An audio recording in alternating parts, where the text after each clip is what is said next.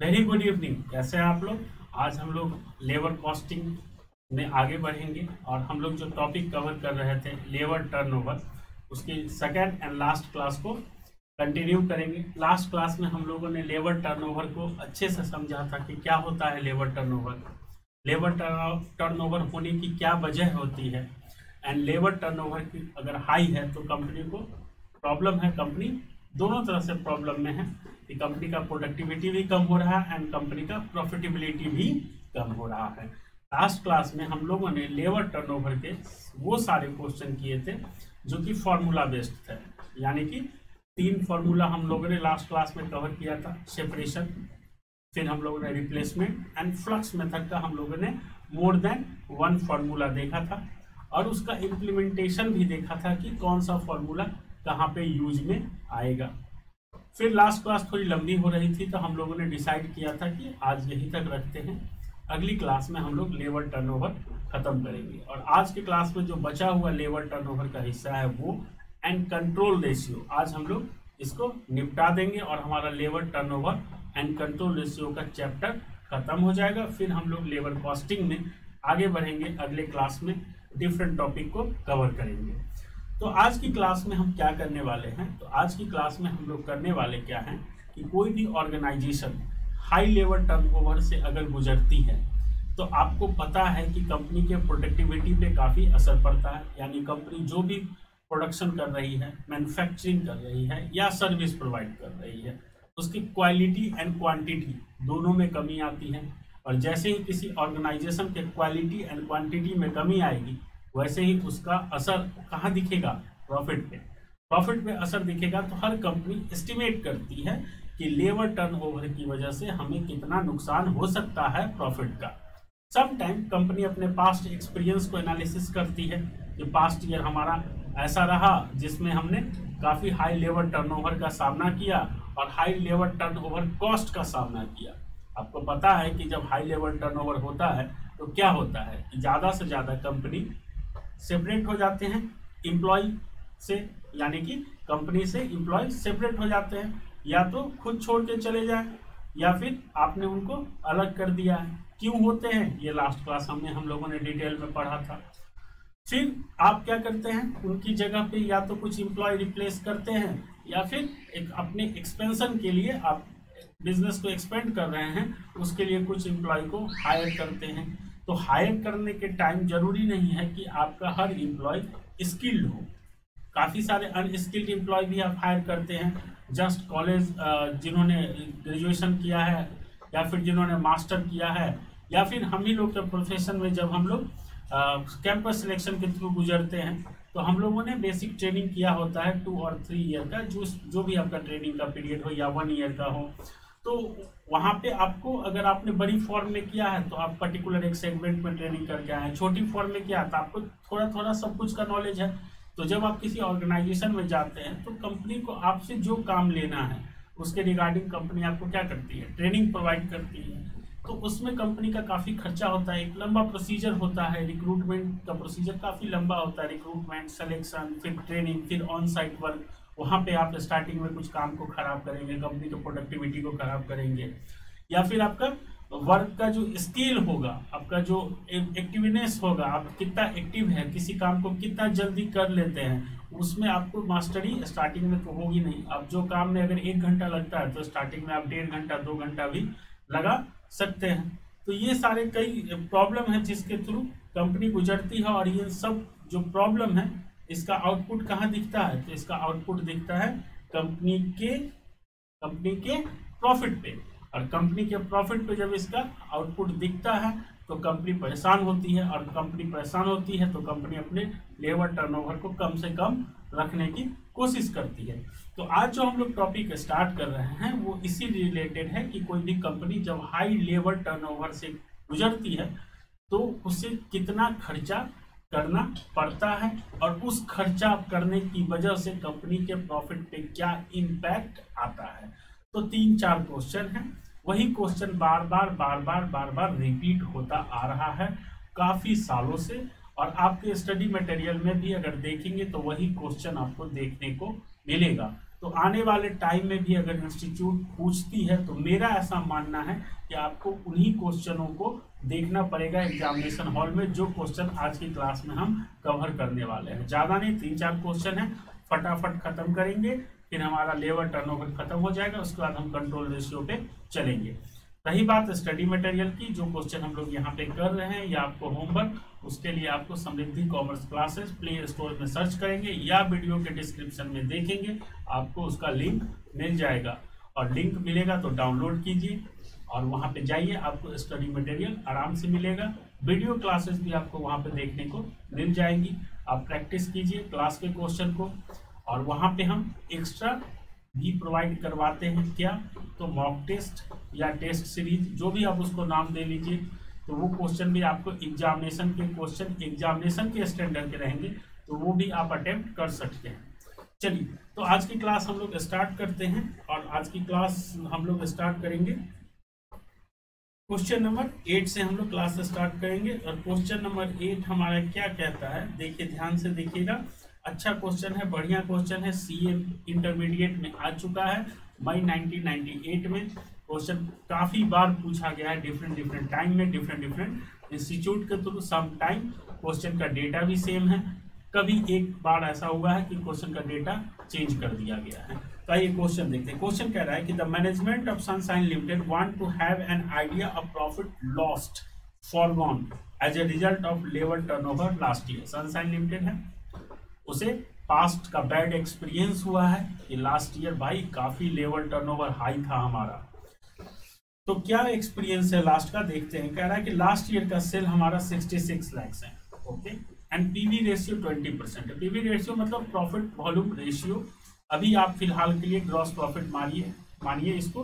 Marginal costing जब पढ़ेंगे तो वहां पे आपको अच्छे से क्लैरिटी मिल जाएगी कि पीवी रेशियो क्या होता है। पूरे 5 to 6 क्लास में हम लोग पीवी रेशियो खेलेंगे, और पीवी रेशियो का कई सारे फॉर्मूला होते हैं, 2 से 3 फॉर्मूला के थ्रू पीवी रेशियो कैलकुलेट किया जाता है। लेकिन आज आपकी क्लास हमारी पीवी रेशियो पे नहीं है, तो मैं अभी बोलूंगा आपको कि आप जस्ट मान लीजिए ग्रॉस प्रॉफिट रेशियो। अभी मैं जब क्वेश्चन स्टार्ट करूंगा सॉल्यूशन पार्ट, तो वहां पे पीवी रेशियो थोड़ा सा मैं ब्रीफ कर दूंगा, लेकिन आज के काम लायक ही, ठीक है। तो कंपनी का लास्ट ईयर का सेल है 66 लाख एंड पीवी रेशियो है 20%। The total number of actual hour work by direct labour workforce 3.45 lakh, यानी कि टोटल जो वर्क आवर है कंपनी ने काम किया है वो किया है 3,45,000 लाख आवर। उसका बोला है as a result of the delay by the personnel department in filling vacancy due to labor turnover, 75,000 potential productive hour were lost। अब लेबर टर्नओवर की वजह से क्या हुआ, काफी सारे एम्प्लॉय जॉब छोड़ के चले गए। अब एम्प्लॉय जॉब छोड़ के चले गए, इसके वजह से कंपनी को 75,000 यानी आवर तक काम का डिले हुआ या फिर प्रोडक्शन रोकना पड़ा। क्यों? क्योंकि काफी सारे एम्प्लॉय चले गए या आए तो वो नए थे।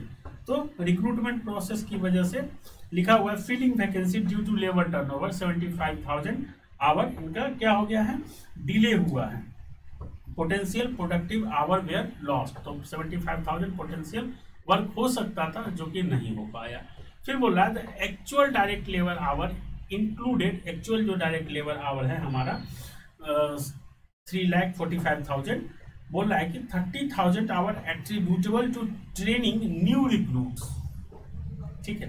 तो 3,45,000 आवर में जो 30,000 आवर वर्क किया है किन्होंने, तो नए रिक्रूट ने वर्क किया है, जो कि ट्रेनिंग प्रोसेस का हिस्सा था, ऑन साइट ट्रेनिंग प्रोसेस का हिस्सा था। यानी कंपनी आपको डायरेक्ट वर्क दे दी कि आप इस काम को कीजिए, तो नए वाले ने 30,000 घंटे काम किया है। और फिर क्या बोल रहा है, out of which half of hour were unproductive. 30,000 में बोल रहा है कि भाई 30,000 घंटे तो काम किया है नए रिक्रूट ने, लेकिन 15,000 घंटे उसमें से क्या है, अनप्रोडक्टिव है, जिसका कोई भी फायदा कंपनी को नहीं पहुंचा, यानी आउटपुट कुछ भी नहीं हुआ। फिर नीचे कुछ खर्चे आपको कंपनी बता रही है लेबर टर्नओवर से related, like settlement cost, recruitment cost, selection cost and training cost. एक अमाउंट बता रहे हैं कि हमारा इन सब मामलों में इतना खर्च हुआ है। फिर बोल रहा है कि assuming that potential production lost due to labor turnover could have been sold at prevailing price, ascertain the profit foregone lost last year on account of the labor turnover। तो आपको बोल रहा है क्या, 2 पॉइंट बोल रहा है कि पहला तो आपको कैलकुलेट करने के लिए क्वेश्चन का अल्टीमेट क्या डिमांड है कि आपका इस सब झमेला की वजह से कितना कितना प्रॉफिट आपको भूलना पड़ा या प्रॉफिट आपका नुकसान हो गया। और उससे पहले क्या बोला है कि एज्यूम कीजिए that the potential production lost due to labour turnover could have been sold at prevailing price. तो अगर ऐसा नहीं होता पोटेंशियल प्रोडक्शन लॉस, तो डेफिनेटली प्रोडक्शन बढ़ता तो वो सेल होता ही होता। तो आपसे क्वेश्चन लास्ट लाइन में बस एक ही पॉइंट पूछ रहा है कि भैया ये सब जो झमेला हुआ है इसके वजह से हमको कितना लॉस हुआ होगा last year, as a expert आप हमें बताइए। तो आइए एज ए एक्सपर्ट हम इसे बताते हैं इस कंपनी को, सनशाइन लिमिटेड को, इन्हें कितने का नुकसान हुआ। तो सबसे पहले कंपनी का आपने क्वेश्चन देख लिया तो ठीक है, नहीं देखा तो एक बार फिर मैं टाइम दे रहा हूँ, आप देख लीजिए, लिख लीजिए, स्क्रीनशॉट ले लीजिए, जिसमें आप कन्वीनियंट है वो कीजिए, या स्टडी मटेरियल के लिए आप हमारे ऐप को रेफर कर सकते हैं। ठीक है, मानता हूँ कि आपने क्वेश्चन देख लिया है। तो आइए इसके सॉल्यूशन पार्ट की तरफ चलते हैं। मेरा पर्सनल सजेशन है कि जब एक बार सॉल्यूशन हो जाए, आंसर यहाँ पे नोट डाउन कर दिया जाए, उसके बाद आप एक बार क्वेश्चन को फिर से पढ़िएगा एंड आंसर को फिर से पढ़िएगा।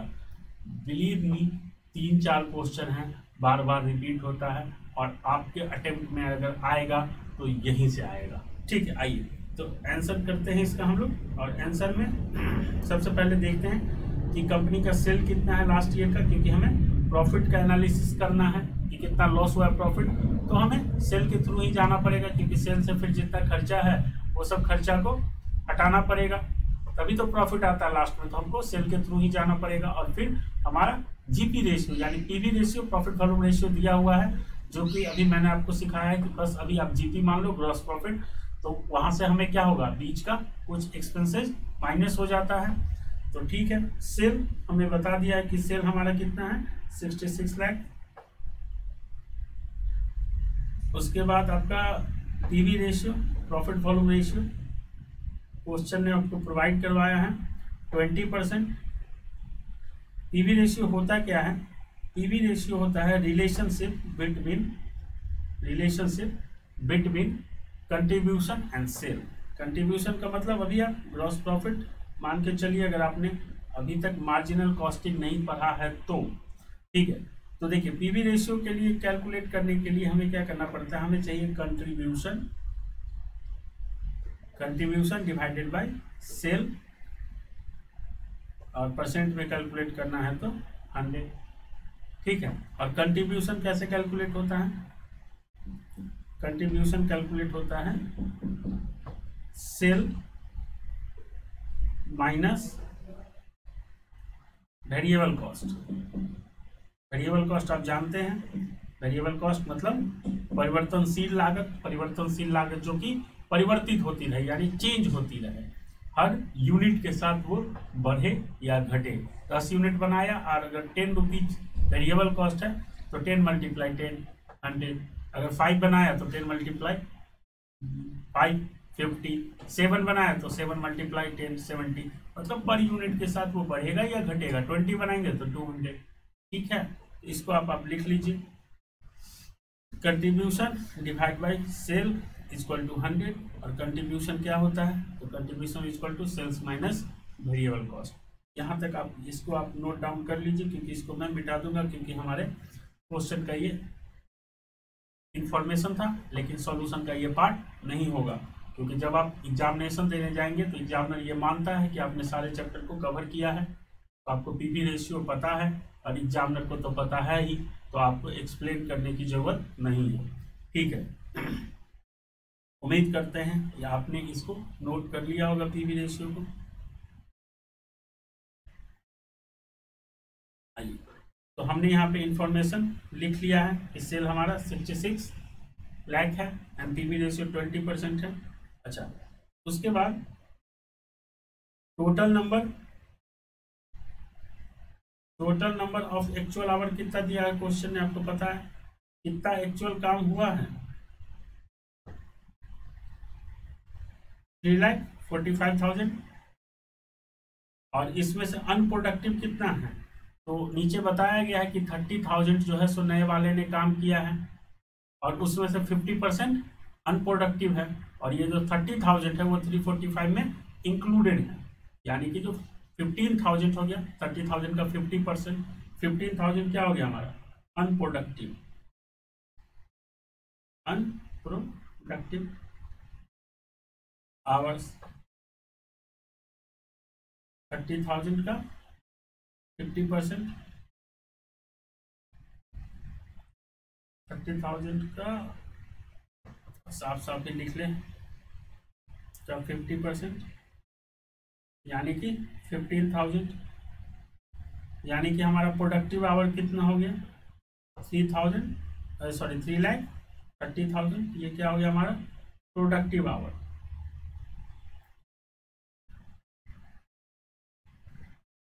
ठीक है, थोड़ा छाप लीजिएगा जल्दी जल्दी क्योंकि थोड़ा ऊपर करना पड़ेगा।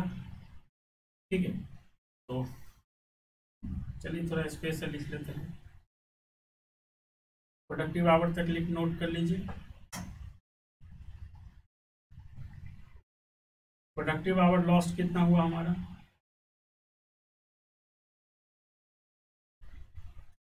प्रोडक्टिव आवर हमारा लॉस्ट हुआ है कितना 75,000 ड्यू टू लेबर टर्नओवर। तो प्रोडक्टिव आवर हमारा 75,000 और 30,000 वाला अनप्रोडक्टिव आवर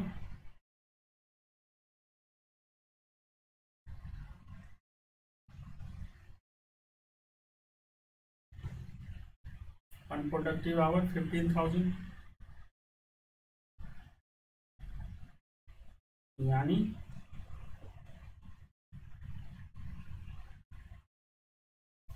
अनप्रोडक्टिव आवर हमारा 90,000। यहाँ तक नोट कर लिया आपने, नहीं नोट किया है तो नोट कर लीजिए जल्दी से, वीडियो को पॉज कर करके आप नोट कर लिया कीजिए, क्योंकि आप लोगों को बार बार आंसर दिखाने में भी काफ़ी टाइम लगता है, इस वजह से भी क्लासेस थोड़ी लंबी हो जाती है, तो अब साथ के साथ लिख लेंगे तो ज़्यादा बेटर रहेगा। चलिए मान लेते हैं कि आपने लिख लिया है, फिर यहाँ पे देखिए ध्यान से, मेन पार्ट यही है, फॉर 3,30,000 आवर सेल कितना हुआ है, सेल हुआ हमारा 66 लाख। सो हमारा अनप्रोडक्टिव आवर कितना रहा 90,000 आवर,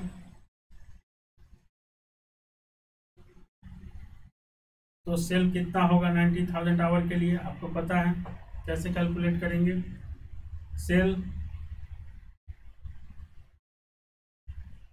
डिवाइडेड बाय 3,30,000, 3,30,000 तो 1 आवर का आ जाएगा, तो 90,000 आवर का सेल कितना होगा,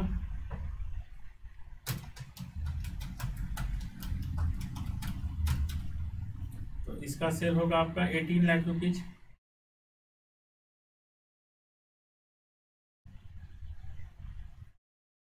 और पीवी रेशियो हमको पता है, आइए यहाँ तक लिख लिया आपने। सबसे पहले हम लोगों ने टोटल आवर लिया है, उसमें से जो अनप्रोडक्टिव आवर था तो हमने उसको माइनस कर दिया है, तो हमारा प्रोडक्टिव आवर कैलकुलेट होकर आ गया 3,30,000, और हमारा टोटल अनप्रोडक्टिव कितना रहा, तो 75,000 जो कि वैकेंसी को फिलअप करने के टाइम लॉस्ट हो गया था, और 15,000 जो नए वाले ने 30,000 काम किया था उसमें से 15,000 अनप्रोडक्टिव, तो 15,000 प्रोडक्टिव, तो 15,000 जो अनप्रोडक्टिव है और प्लस 75,000, 90,000 हमारा टोटल अनप्रोडक्टिव आवर है। सो 3,30,000 इफेक्टिव आवर के लिए हमने सेल किया है 66 लैक्स, तो 90,000 आवर के लिए कितना सेल हमारा नहीं हो पाया 18 लाख का। ठीक है, यहाँ तक लिख लिया, उम्मीद है करते हैं आपने, ठीक है लिख लिया है आपने, मान लेता हूँ, hence sale lost 18 lakh, so contribution आपके लिए ग्रॉस प्रॉफिट, कंट्रीब्यूशन कितना लॉस्ट हुआ हमें, या फॉरगॉन जो भी क्वेश्चन का वर्डिंग है उसके अकॉर्डिंग अगर लिखे तो 18 lakh multiply 20% equal to 3,60,000 plus ये हमारा कंट्रीब्यूशन का लॉस हुआ है, ये हमारा प्रॉफिट का लॉस हुआ है, और एक और लॉस हुआ है हमें। क्या लॉस हुआ है हमें लॉस हुआ है ये, क्योंकि हमें एक्स्ट्रा खर्च करना पड़ा हाई लेवल टर्नओवर की वजह से। अगर ये एक्स्ट्रा खर्च नहीं होता, तो हमारा प्रॉफिट और बढ़ता, लेकिन एक्स्ट्रा खर्च ये हुआ है, इसकी वजह से हमारा क्या है, प्रॉफिट कम हो गया होगा। तो इस खर्च को भी अगर हम ऐड कर दें, अगर इस सब को ऐड कर दीजिएगा तो ये आपका आएगा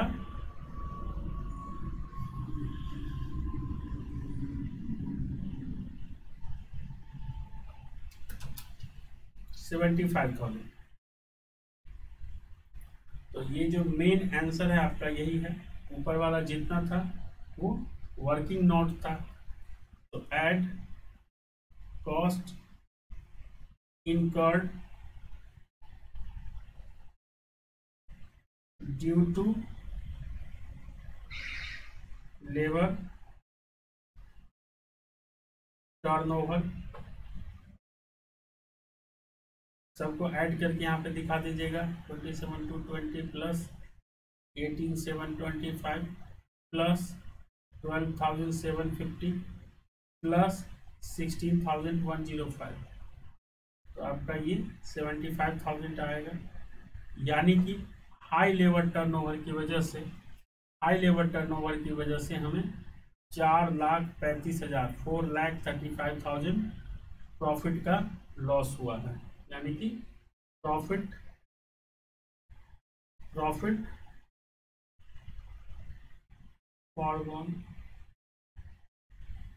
foregone last year due to labour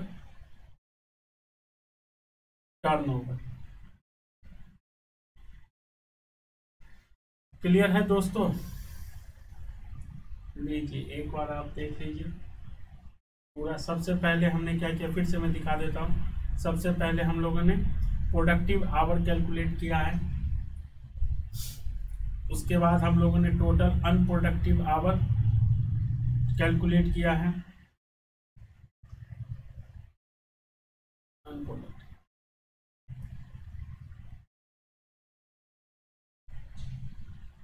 unproductive our calculate किया है। फिर हम लोगों ने जितना एक्चुअल प्रोडक्टिव आवर है उसमें कितना हम लोगों ने सेल किया है वो हमें क्वेश्चन में दिया हुआ है। तो जो अनप्रोडक्टिव आवर है उसमें हमने कितना सेल किया है वो कैलकुलेट हो गया हमारा। और जब वो सेल पता चल गया तो पीवी रेशियो क्वेश्चन में इंफॉर्मेशन अवेलेबल है, तो हमें कितना कंट्रीब्यूशन का नुकसान उठाना पड़ा। अभी के लिए आप ग्रॉस प्रॉफिट समझिए कि कितना ग्रॉस प्रॉफिट का नुकसान उठाना पड़ा आपको, और कुछ खर्च आपको इसलिए करना पड़ा क्योंकि हाई लेवल टर्नओवर था। तो अगर ये नहीं करते तो ये खर्चा नहीं होता, यानी कि उतना प्रॉफिट बढ़ जाता, लेकिन ये खर्चा करना पड़ा, इसके वजह से हमें इतने सेल का नुकसान हो गया लास्ट ईयर। क्लियर है? चलिए क्लियर होगा उम्मीद करते हैं। अगले क्वेश्चन पे चलें। क्वेश्चन नंबर 10 अगर आप ठीक से देखेंगे, एक बार क्वेश्चन नंबर 10 पढ़िए। क्वेश्चन नंबर अगर 10 अगर आप ठीक से देखेंगे तो आपको ये समझ में आएगा कि सेम क्वेश्चन सिर्फ डेटा चेंज करके को इंस्टीट्यूट ने पूछा है 2001 में। तो आप देख लीजिए ये क्वेश्चन 1998 में आया था। Same ditto A to Z point same है, एक्सेप्ट डेटा, मतलब अमाउंट को छोड़ दिया जाए अगर तो तो सब कुछ एकदम सेम है। तो क्वेश्चन नंबर 10 देखिए, कितने दिनों के बाद इंस्टीट्यूट ने फिर से पूछ लिया 2001 में, तो क्या क्वेश्चन नंबर 10 को होमवर्क के लिए रखा जाए? क्वेश्चन नंबर 10 होमवर्क के लिए रखते हैं। सेम क्वेश्चन है, सेम पैटर्न अपनाइए। Total hour minus unproductive, exact hour आ जाएगा जिसमें वर्क हुआ है, फिर वैकेंसी की वजह से जितना आवर का लॉस्ट हुआ है प्लस अनप्रोडक्टिव कर देंगे तो टोटल अनप्रोडक्टिव आ जाएगा। तो प्रोडक्टिव आवर में कितना सेल हुआ है तो अनप्रोडक्टिव में कितना सेल होगा पता चल जाएगा। फिर आप पीवी रेशियो लगा लेंगे तो आपको कंट्रीब्यूशन पता चल जाएगा। एंड देन इन सारे कॉस्ट को ऐड कर देंगे तो आपको contribution plus cost due to labour turnover जो आपको करना पड़ा, दोनों का ऐड करने के बाद आपको पता चल जाएगा कि कितना प्रॉफिट कंपनी को कम हुआ due to high labour turnover ratio. तो ये क्वेश्चन 10 नंबर क्वेश्चन मैं होमवर्क के लिए छोड़ देता हूँ, बनाने का कोई मतलब नहीं, टाइम वेस्ट। ठीक है, और क्वेश्चन देखते हैं। आइए, क्वेश्चन नंबर 8 और 7 आपका सेम है। अच्छा, 7 और 10 दोनों क्वेश्चन नंबर एक ही है, तो 7 कीजिए या 10 कीजिए, एक ही बात है। 7 नंबर क्वेश्चन आप देख लीजिए, फिर 2 साल बाद इंस्टीट्यूट ने रिपीट कर दिया है। और यहाँ पे अगर 7 नंबर को ध्यान से देखेंगे तो देखिए, कोई डेटा पकड़ लीजिए, आप यहाँ का डेटा पकड़ लीजिए, ये डेटा पकड़ लीजिए, ये डेटा पकड़ लीजिए, ये डेटा पकड़ लीजिए, ये डेटा पकड़ लीजिए, और इसको मैच कीजिए क्वेश्चन नंबर 10 से। आइए, सेम है तो सेम है। मैंने आपको क्या बोला था कि इंस्टीट्यूट क्वेश्चन रिपीट करेगी, और रिपीट अगर करेगी तो यही क्वेश्चन रिपीट करेगी। आप देख लीजिए, 1998 में पूछा है, 2001 में पूछा है, 2003 में पूछा है, तो 2001 और 3 का डेटा भी चेंज नहीं किया गया। तो उम्मीद है कि अगर आपसे पूछ ले तो 1998 वाले डेटा से नहीं पूछ ले। तो इस क्वेश्चन को इंपोर्टेंट मार्क कीजिए, और आपको पता चल गया कि एक ही क्वेश्चन करना सफिशियंट होगा। यहाँ से या तो 7 कर लीजिए, या 10 कर लीजिए, या 8 नंबर कर लीजिए, एक ही बात है। चले, तो 7 और 10 आपका होमवर्क कर देते हैं, और कोई और क्वेश्चन को हम लोग ढूंढते हैं। चलिए, क्वेश्चन नंबर 6 एक बार देख लेते हैं। पहले क्वेश्चन देखिए आराम से, और ये क्वेश्चन देखिए, सीएमए इंस्टीट्यूट ने इसको पकड़ा हुआ है। 1999 में पूछा है दिसंबर में, फिर 2006 में पूछा है। एक ही क्वेश्चन को 2 बार 3 बार पूछ रही है इंस्टीट्यूट। तो मैंने बोला कि यहाँ पे क्वेश्चन आपको 5-6 दिखेंगे, लेकिन ज़्यादातर क्वेश्चन रिपीट किए हुए क्वेश्चन, यानी एक एक क्वेश्चन हर कंसेप्ट से कर लेंगे तो काफ़ी है। तो आइए क्वेश्चन नंबर 6 देखते हैं। क्वेश्चन नंबर 6 कह रहा था, profitability position of Pioneer Industry Limited for a year is as under.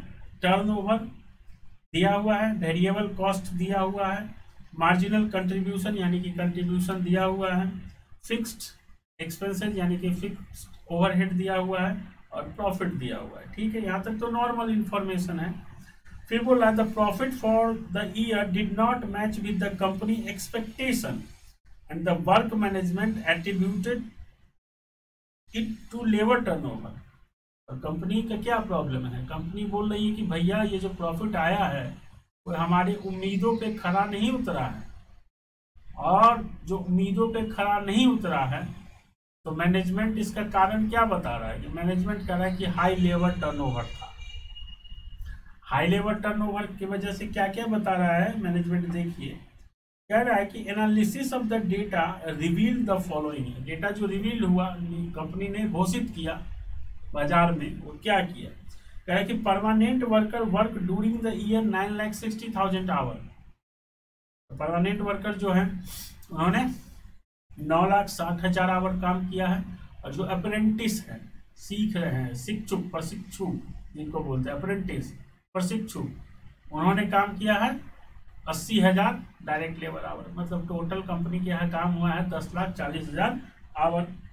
अच्छा, नीचे की क्या जानकारी है, ये ऊपर तक पढ़ लिया क्वेश्चन, ज़्यादा कुछ नहीं है। देखिए छापना है, छाप लीजिए, यहाँ तक मैं दिखा रहा हूँ, वीडियो को पॉज कीजिए एंड छाप लीजिए आप यहाँ तक डायरेक्ट लेबर आवर तक छाप लिया अगर आप लोगों ने तो ठीक है, आगे बढ़ते हैं। फिर कह रहा है the effectiveness of the direct labour our put in an apprentice work was 50% and delay in replacing against the separation during the year resulted in lost 20,000 direct labor hour। Simple साधारण भाषा में बोलो ना भाई, ये जो अप्रेंटिस है उसका 50% आपको अनप्रोडक्टिव है। सिंपल लैंग्वेज में नहीं बोल रहा है, बस आपको क्या बोला था, घुमा घुमा के बोल रहा है।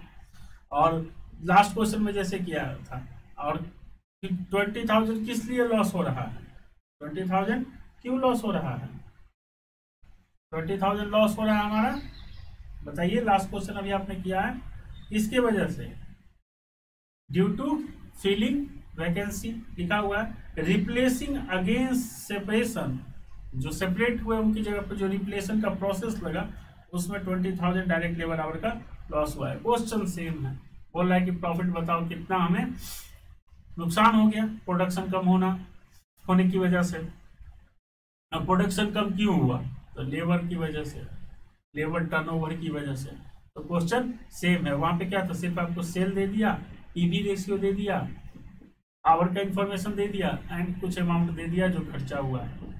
यहाँ पे आपको पूरा डेटा दे दिया है कि सेल से लेके प्रॉफिट तक का, और फिर कहानी वही है जो समझा रहा है। तो सबसे पहले हम क्या करेंगे, वही आवर कैलकुलेट करेंगे, पहले आवर कैलकुलेट करेंगे और फिर देखेंगे उस जो अनप्रोडक्टिव आवर है उसमें कितना सेल का लॉस हुआ। कंट्रीब्यूशन दिया हुआ है तो पीवी रेशियो कैलकुलेट हो जाएगा, कंट्रीब्यूशन एंड सेल दोनों दिया हुआ है क्वेश्चन में, तो दोनों कैलकुलेट हो जाएगा। तो आपको ये भी पता चल जाएगा कि कितना प्रॉफिट का लॉस हुआ। तो आइए क्वेश्चन को सॉल्व करते हैं। क्वेश्चन कितना लंबा चौड़ा आपको लगा, एग्जामिनेशन में आ जाए तो आप ऐसे ही रस खा के गिर जाएंगे, इतना बड़ा क्वेश्चन आया है और सॉल्यूशन होगा इतना छोटू सा, क्योंकि कुछ करना नहीं, आप समझ चुके हैं आप क्या करना है क्वेश्चन में, एक ही क्वेश्चन से आप सीख चुके हैं। आइए ठीक है, देखते हैं क्वेश्चन नंबर 6।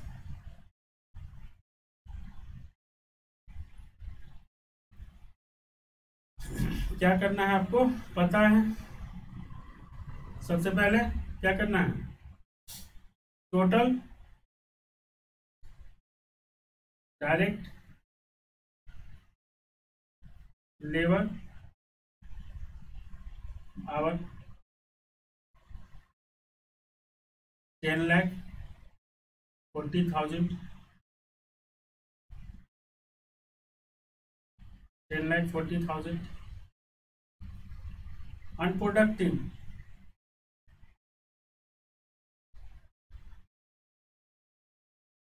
अनप्रोडक्टिव इसका 50%, 80,000 का 50%, 40,000।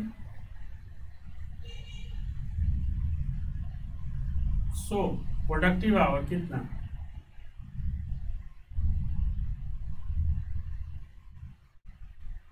10 लाख। इतना तो आराम से हो गया, लास्ट क्वेश्चन में भी हमने किया है, 2 होमवर्क वाला क्वेश्चन दिया उसमें भी सेम होगा। ठीक है, आगे बढ़िए और क्या कैलकुलेट करें, hour lost, total hour lost कितना नुकसान हुआ है, तो loss of direct labour, loss of direct labour due to replacement, जिस तरीके से मैं यहाँ पे लिख रहा हूँ उस तरीके से आप जो लास्ट क्वेश्चन में किया हम लोगों ने वहां पे भी आप लिख सकते हैं। Cost of direct labour due to replacement, कितना टाइम गया हमारा, 20,000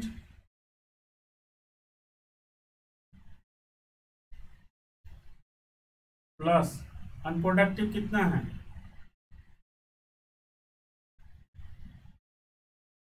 अनप्रोडक्टिव 40,000। तो हमारा टोटल आवर लॉस्ट कितना हुआ है, 60,000।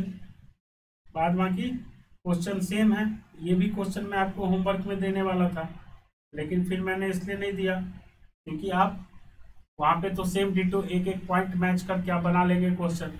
यहाँ पे क्वेश्चन देख के आप घबरा ना जाए, क्वेश्चन को पढ़िए, जितना बड़ा क्वेश्चन उतना ही आसान सॉल्यूशन। एक कहावत है, जो चीज जितनी खूबसूरत हो, जो चीज जितनी खूबसूरत हो उसका इतिहास उतना ही बुरा होता है। ठीक है, यानी हिस्ट्री जो होती है उसकी उतनी ही बुरी होती है। तो क्वेश्चन जितना बड़ा होता है, तो देखिए अगर आप ध्यान से पढ़ेंगे तो उसका सॉल्यूशन आपको सबसे छोटा मिलेगा। तो जो छोटा क्वेश्चन नीचे लिखा हुआ था, जो इतना बड़ा सेल से लेकर लास्ट तक दे दिया इंफॉर्मेशन, दोनों तो एक ही है। ठीक है, इसलिए क्वेश्चन हमेशा दो बार पढ़िए, एक बार एकदम स्पीड में और दूसरी बात एकदम आराम आराम से धीरे धीरे धीरे। अगर सॉल्यूशन नहीं बन पा रहा तो तीसरी बार भी पढ़िए। जितना ज्यादा क्वेश्चन पढ़ेंगे आपको क्लैरिटी उतनी अच्छी आएगी। ठीक है, आइए आगे के पार्ट पे चलते हैं। लिख लिया आपने इतना? उम्मीद करते हैं कि आपने लिख लिया होगा। So for productive hours of 10 lakh,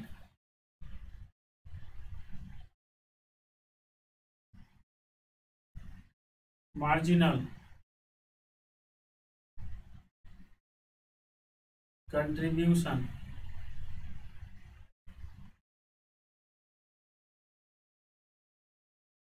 50 lakh।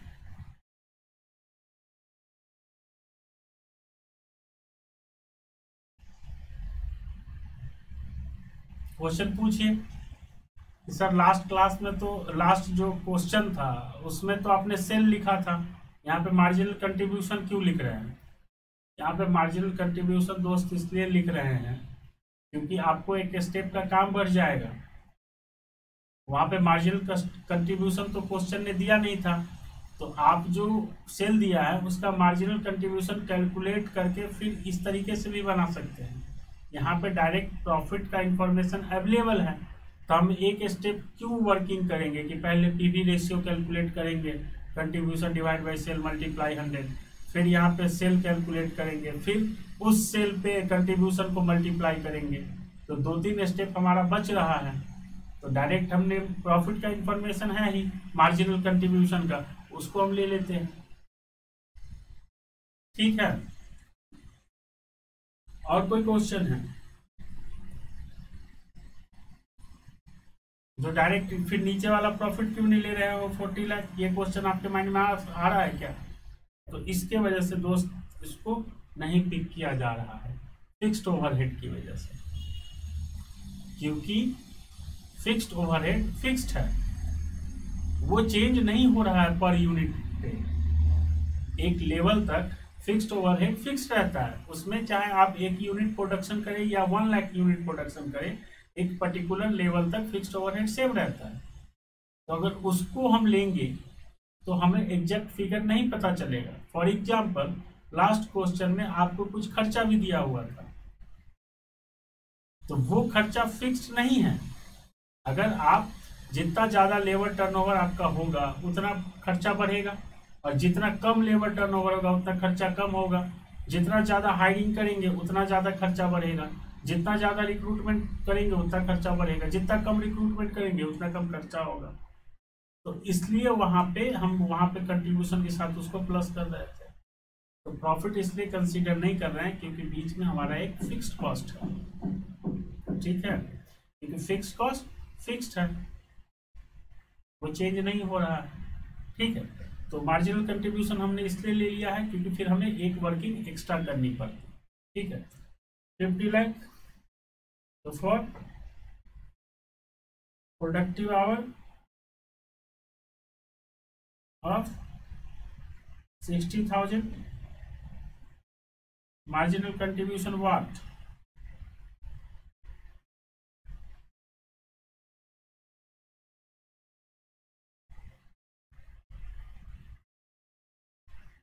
तो पता है आपको क्या करना है? 50 lakh divided by 10 lakh multiply 60,000 hour equal to 3 lakh.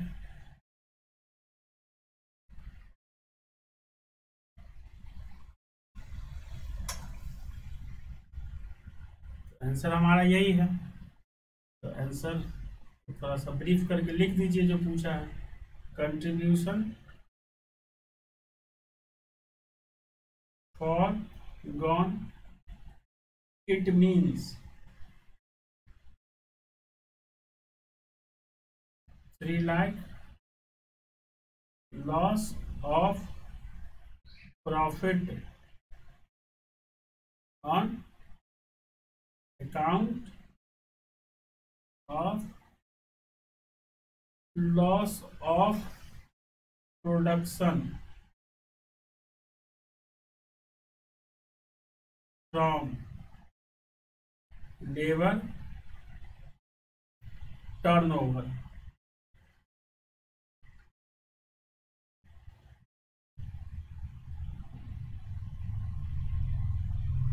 ठीक है, तो हो गया।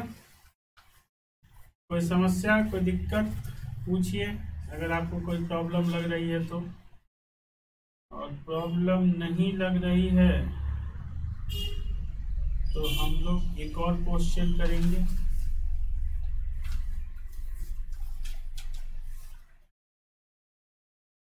लिख लिया आपने, नोट कर लिया?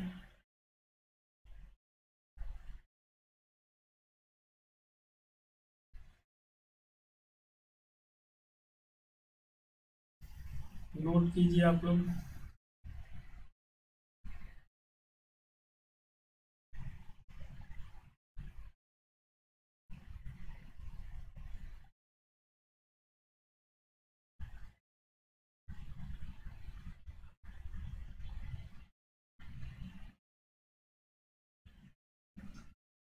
जिन्होंने नोट कर लिया वो क्वेश्चन नंबर 5 पढ़ना स्टार्ट करेंगे।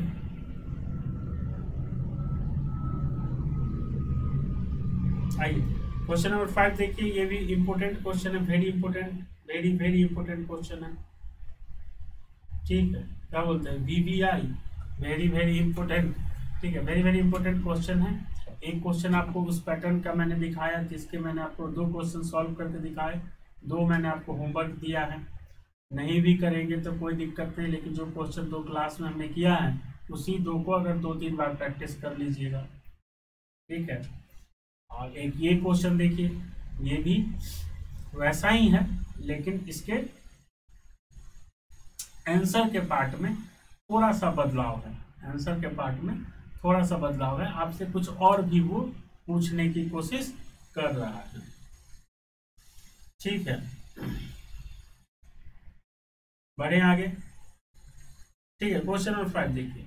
योर ऑर्गेनाइजेशन, आप ही की कंपनी है, experiencing a high labor turnover in recent year and management would like you to submit a repeat on the loss suffered by company due to such labor turnover। अच्छा, ये repeat ना report होगा, ये होगा report. अब पढ़िए। Your organisation is experiencing a high labour turnover in recent year and management would like to submit a report on the loss suffered by company due to such labor turnover। Following figure are available for you consideration: sale, material, labor, ये amount and ये hour, variable expenses and fixed overhead expenses। फिर बोल रहा है direct man hour include 9,000 man hour spent on training and replacement, only 50% of which were productive। Further, during the year 12,000 man hour of potential work could not be availed of because of delay replacement। Same question है, आपको समझ में आ रहा होगा। बस इसका answer का half part, मतलब 2 वर्किंग आपसे यहाँ पे पूछ रहा है। एक तो हम लोग जैसे वहां करते थे सेम, एक और वर्किंग मांग रहा है, बस इतना ही अंतर है। बोला the cost incurred due to separation and replacement RS 1 lakh पता चल गया आपको कौन सा कॉस्ट है जो वहां पे अलग अलग देता था। On the basis of the above data prepare a comparative statement showing actual profit and the profit which would have been realised had there been no labour turnover. बस इतना ही डिफरेंस है कि आपसे एक कंपैरेटिव स्टेटमेंट पूछ लिया है उसने कि एक्चुअल प्रॉफिट अगर ये लेबर टर्नओवर नहीं होता तो कितना प्रॉफिट, बस इतना ही। और बाद बाकी आंसर सेम है, फर्स्ट हाफ तो सेम है, बस लास्ट सेकेंड पार्ट थोड़ा सा डिफरेंट है, तो सेकेंड पार्ट की वजह से ही मैंने इसको टिक किया है। और बाद बाकी सारा क्वेश्चन सेम है, आप देख चुके हैं, और इसके अलावा कोई और क्वेश्चन नहीं है। यहीं पे हम लोग लेबर टर्नओवर को खत्म कर देंगे और फिर कंट्रोल रेशियो पे चलेंगे। तो आइए इस लास्ट क्वेश्चन को देख लेंगे। 5 नंबर क्वेश्चन और एक जो हम लोगों ने अभी किया है 6 नंबर क्वेश्चन, और उससे पहले जो हम लोगों ने क्वेश्चन किया है 7 नंबर। प्लीज यही 3 क्वेश्चन अपने मटेरियल स्टडी मटेरियल में सर्कल कर लीजिए, वेरी वेरी इंपॉर्टेंट लिख लीजिए, या आप स्टार मार्क कर लीजिए। आप जिस तरीके से अपने इंपॉर्टेंट क्वेश्चन को रखते हैं एग्जामिनेशन के लिए वो रख सकते हैं आप। आइए क्वेश्चन नंबर 5 की तरफ चलें। क्वेश्चन नंबर 5 सॉल्व करेंगे हम लोग। क्वेश्चन नंबर 5, सबसे पहले क्या काम होगा आपको पता है, वर्किंग नोट में क्या क्या करना है। वर्किंग नोट में हमें करना है पहला आवर लॉस्ट, दोनों में से कोई काम पहले कर सकते हैं, या तो आवर लॉस्ट वाला कर लीजिए या फिर एक्चुअल प्रोडक्शन वाला, प्रोडक्टिव आवर वाला। तो चलिए जो हम लोग कर रहे हैं पहले से पहले वही करते हैं। पहले हम लोग कैलकुलेट करेंगे प्रोडक्टिव आवर।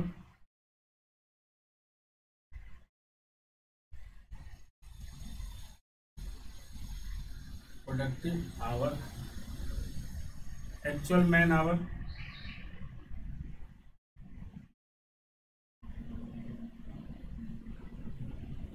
$4,80,000। ठीक है, देन अनप्रोडक्टिव कौन सा, ये इसका 0.5%। अनप्रोडक्टिव आवर्स 9,000 का 50%, 4,500। तो अपना कितना आ जाएगा 475,500 प्रोडक्टिव आवर।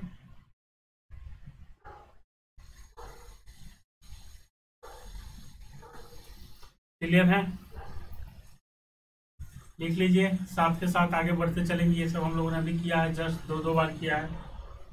फिर हम लोग क्या कैलकुलेट करेंगे, hour lost due to delay replacement, hour lost due to delay replacement कितना हुआ है, ये 12,000।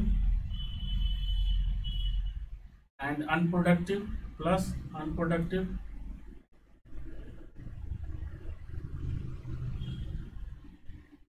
50% ऑफ 9,000, 4,500 आवर। ये हो गया हमारा 16,500 आवर। क्या टोटल आवर लॉस्ट,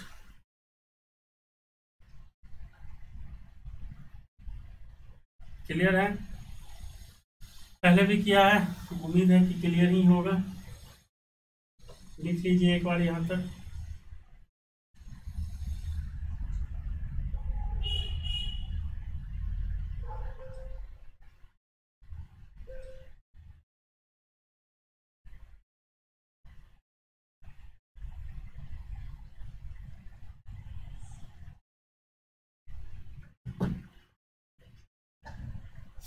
चलिए आगे बढ़ते हैं।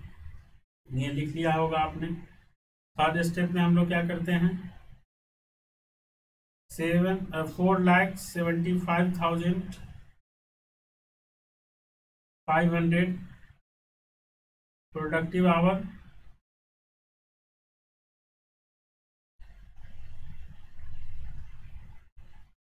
तो सेल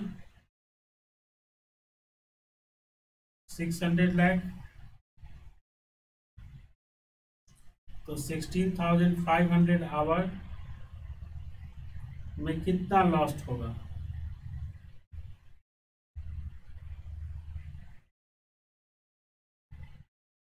लॉस्ट आवर में कितना होगा, 16,500 डिवाइडेड बाई 4,75,500 मल्टीप्लाई 600 लाख, ऐसे भी लिख सकते हैं 600 लाख डिवाइडेड बाई 4,75,500 मल्टीप्लाई 16,500। सो इसको कैलकुलेट करेंगे तो 600 लाख डिवाइडेड बाई 4,75,500 मल्टीप्लाई 16,500, तो ये आपका आ जाएगा 20,82,000 sales lost due to turnover. ठीक है, तो अगर अब सिंपल क्वेश्चन रहता तो जो पहले हमने किया है तो क्या करते, अगर पीवी रेशियो दिया हुआ है तो मल्टीप्लाई करके जो कॉस्ट था ऐड कर देते, या फिर अगर कंट्रीब्यूशन दिया हुआ रहता क्वेश्चन में तो उस कंट्रीब्यूशन के थ्रू कैलकुलेट कर सकते थे, जैसा कि मैंने आपको दूसरे क्वेश्चन में दिखाया। यहाँ पे तो सिर्फ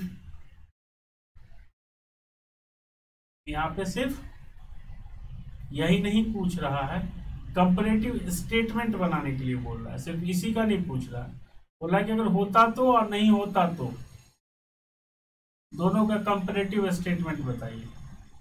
तो हम यहाँ तक लिख लीजिए, फिर हम कंपैरेटिव स्टेटमेंट बना लेते हैं, आसान है।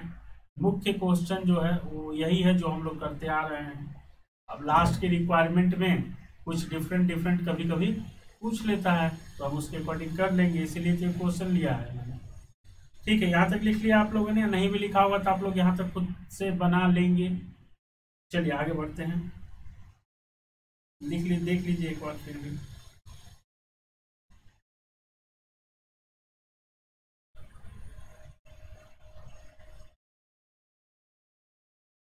चलिए ये इस क्वेश्चन का ये वर्किंग नोट हो जाएगा, और मेन सॉल्यूशन जो पूछ रहा है कॉम्परेटिव स्टेटमेंट वो हमें बनाना पड़ेगा। Comparative statement of profit, comparative statement of profit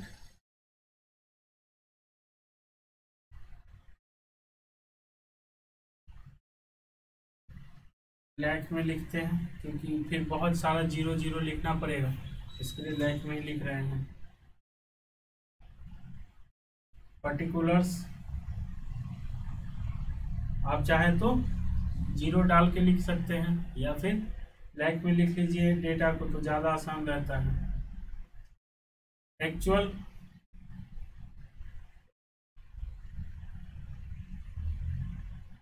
addition यानी कि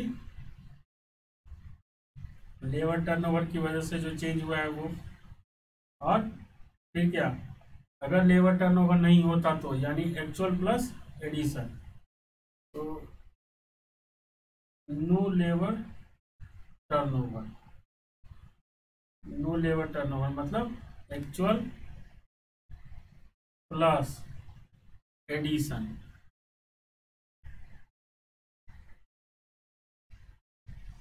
ठीक है, तो चलिए सबसे पहले सेल कितना, एक्चुअल में कितना सेल 600 लाख,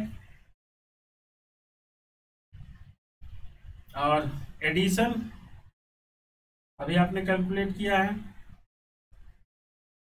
ये देखिए अगर लेबर टर्नओवर नहीं होता तो हमारा सेल 20,82,000 20,82,000 से बढ़ता, तो टोटल सेल कितना होता है 6,20,000, 620,82,000।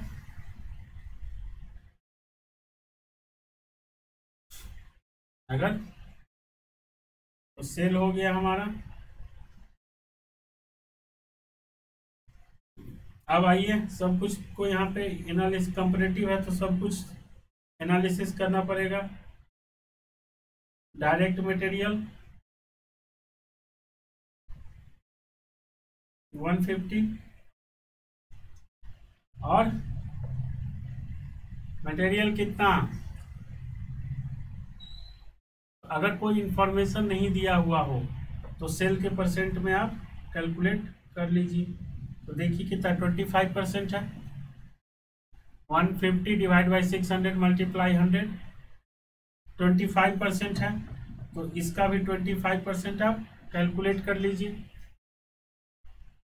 20.82 का 25%,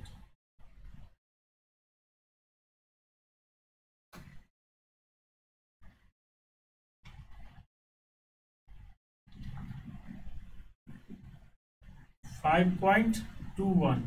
एक और तरीका है 20 divide by 0.82 divided by 600।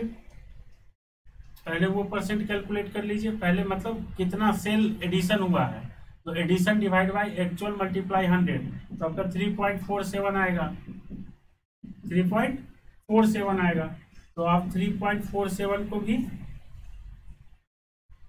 3.47 multiply 150 lakhs, तो दोनों तरीका से आप कैलकुलेट कर सकते हैं। घुमा फिरा के कहानी एक ही है, मैंने आपको आसान तरीका बताया है कि 150 डिवाइड बाई 600 कर लीजिए, जितना परसेंट आए उतना परसेंट यहाँ पे भी कैलकुलेट कर लीजिए। तो अगर नहीं होता लेबर टर्नओवर तो एक्चुअल प्लस एडिशन कितना 155.21। आ जाइए लेबर पे,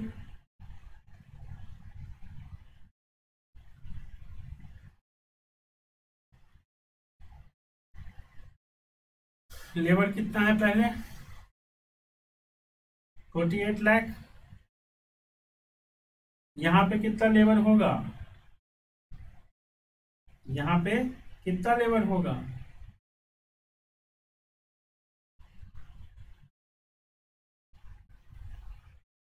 our loss due to delay replacement,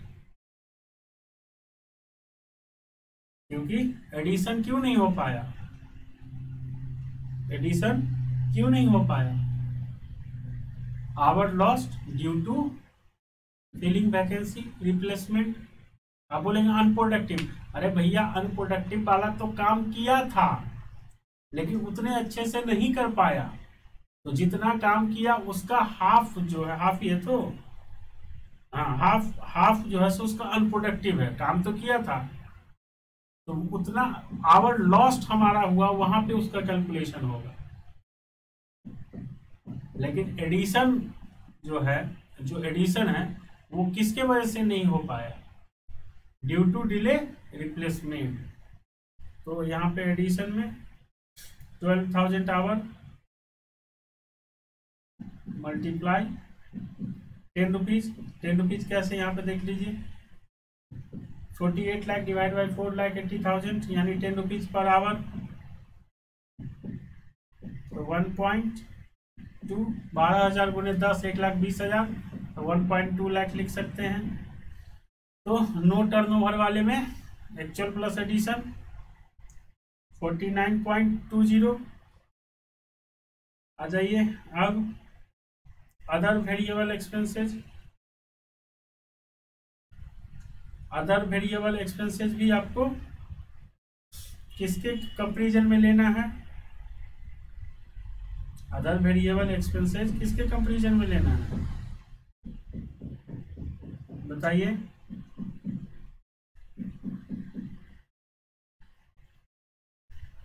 other variable expenses आपको ये जो सेल है।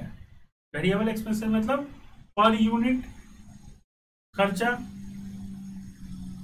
तो ये सेल 600 लाख से कितना एडिशन हुआ है, जो वहां पे बताया था मैंने आपको मटेरियल वाले में, 20.82 डिवाइडेड बाय 600 मल्टीप्लाई 100, कितना परसेंट, 3.47%। तो बताइए,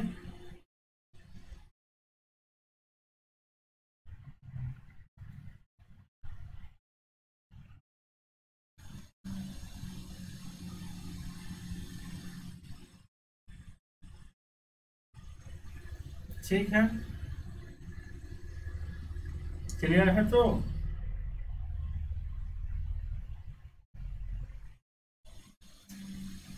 3.47 जो इंक्रीज हुआ है सेल, उस वेरिएबल भी 3.47%। तो आपका ये आ जाएगा 2.08, ये हो जाएगा 62.08। क्लियर है। वेरिएबल एक्सपेंसेज पहले कितना था, 60 लाख, कितने सेल पे, 600 पे। तो सेल कितना बढ़ा, मतलब कम हुआ, 3.47%। तो वेरिएबल एक्सपेंसेज भी कितना कम होगा, 3.47% अपने वेरिएबल एक्सपेंसेज का 2.02 है, ठीक है, 2.02 लिख लिया आप लोगों ने यहां तक।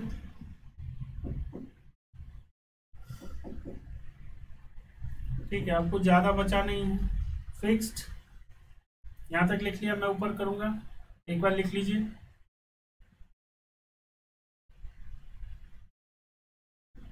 Comparative statement of profit calculate कर रहे हैं। पर्टिकुलर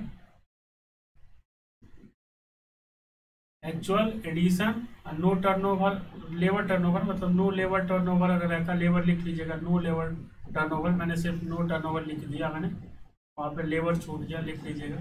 तो एक्चुअल प्लस एडिशन उतना होता। वेरिएबल एक्सपेंसेस तक हम पहुँच गए हैं।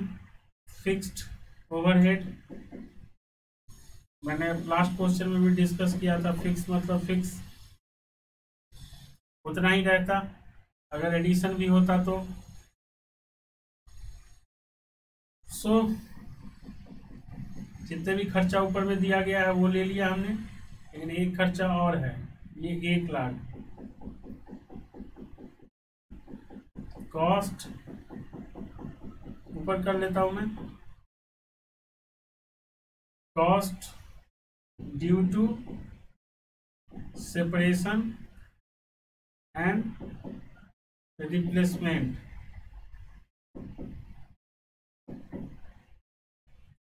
₹1, जो कि हमारा रिप्लेसमेंट की वजह से हुआ। अब दोनों एक्चुअल और एडिशन, एक्चुअल एंड एडिशन दोनों को ऐड कर लीजिए। सेल ऊपर में दिया हुआ है, तो टोटल कॉस्ट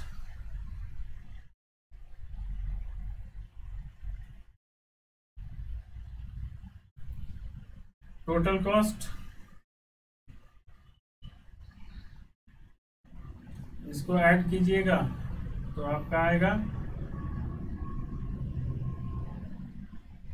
339, और ये हो जाएगा आपका 346.49। सेल ऊपर में दिया हुआ है आपको, तो sale minus total cost, sale minus total cost, profit आ जाएगा कितना, 261,274.33। तो प्रॉफिट आ गया। दोनों प्रॉफिट को कंपेयर करके नीचे बता दीजिए। लिख लीजिए, यहाँ तक नहीं लिखा है तो प्लीज नीचे लिख देंगे। Loss suffered by the company due to labor turnover।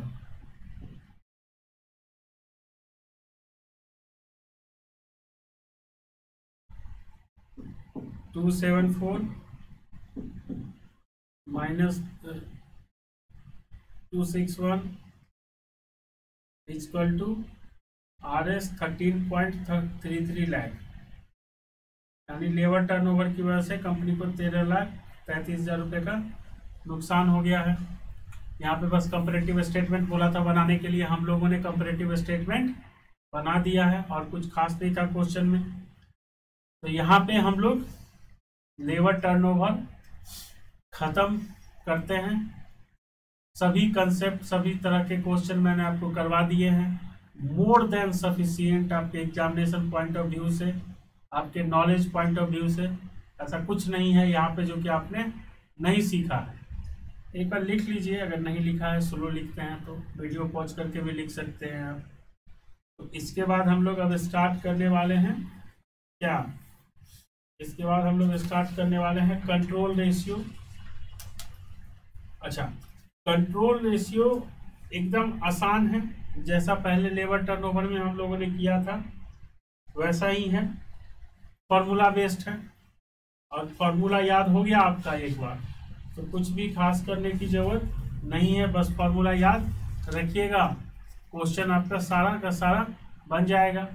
यहाँ पे फॉर्मूला भले थोड़ा आपको अटपटा लगे, लेकिन जब स्टैंडर्ड कॉस्टिंग कर लेंगे, वेरिएंस एनालिसिस पढ़ लेंगे, तब आपको लगेगा कि ये फॉर्मूला तो कुछ भी नहीं था, क्योंकि वहाँ पे जब वेरिएंस एनालिसिस में हम लोग लेबर वेरिएंस पढ़ेंगे तो आपको यही सब चीज़ें वहाँ भी देखने को मिलेंगी। तो हम लोग इसको यहीं पे ख़त्म कर लेते हैं, क्योंकि फिर वहाँ पे याद रहे न रहे वेरिएंस एनालिसिस के टाइम दोबारा करने के लिए। तो अभी कर लेते हैं, इसी टॉपिक से रिलेटेड है, लेबर टर्नओवर से रिलेटेड है, तो यहीं पे ख़त्म कर लेते हैं। मैं आपको जब वेरिएंस एनालिसिस पढ़ेंगे स्टैंडर्ड कॉस्टिंग तो याद दिलाऊंगा, ठीक है। तो कंट्रोल रेशियो स्टार्ट कर रहे हैं दोस्तों। और कंट्रोल रेशियो होता क्या है, सिंपल है। कंट्रोल रेशियो की परफॉर्मेंस इंडिकेटर होता है। हम लोग स्टार्ट कर रहे हैं कंट्रोल रेशियो।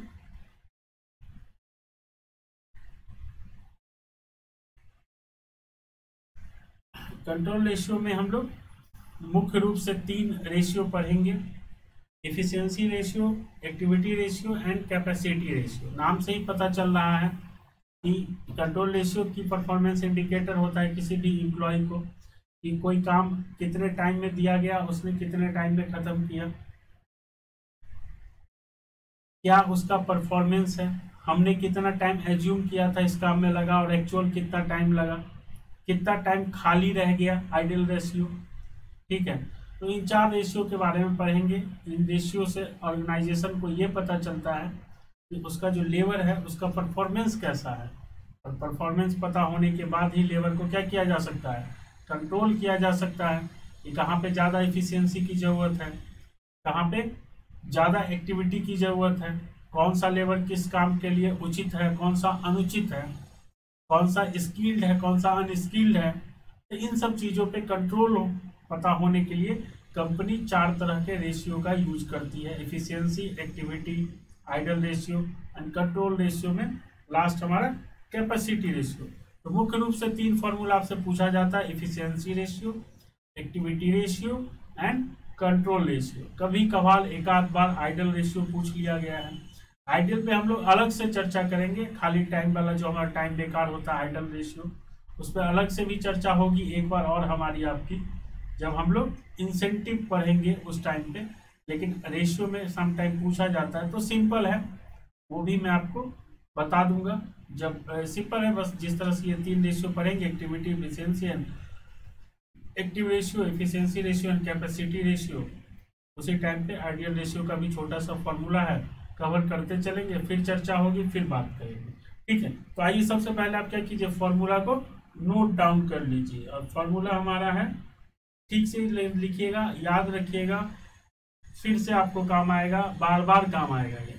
ठीक है, और क्वेश्चन की रही बात, तो यदा कदा क्वेश्चन इंस्टीट्यूट कभी कभी पूछ लेती है, नॉट रेगुलर बेसिस पे नहीं पूछती है। इसके पीछे कारण ये है कि आपको वेरिएंस एनालिसिस में इन सब चीज़ों को पढ़ना पड़ता है। तो वेरिएंस एनालिसिस से क्वेश्चन इंस्टीट्यूट पूछती ही है, हर अटेम्प्ट, एवरी अटेम्प्ट में एक क्वेश्चन रहता ही है। तो यहाँ से मूड की बात है कि पूछ ले या फिर ऑब्जेक्टिव में पूछ ले, तो आप इसको भी एक बार गो थ्रू करते जाइए। ठीक है, तो पहला जो आपका रेशियो है वो है ratio efficiency ratio.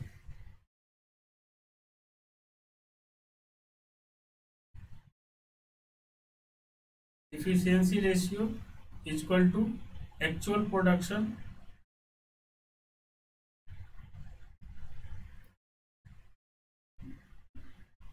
in term of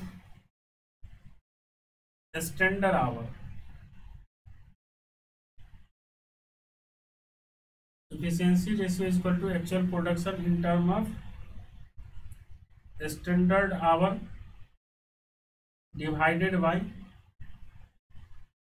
actual hour work.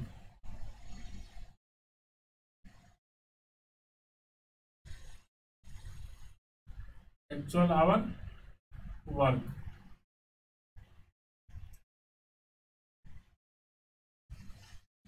लिख लीजिए, efficiency ratio is equal to actual production in term of standard hour divided by actual hour worked multiply by 100. Second formula है आपका activity ratio equal to actual production in term of standard our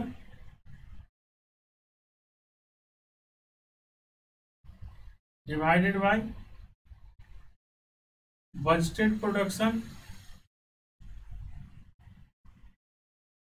budgeted production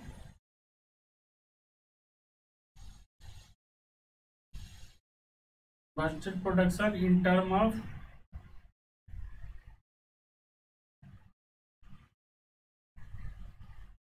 standard hour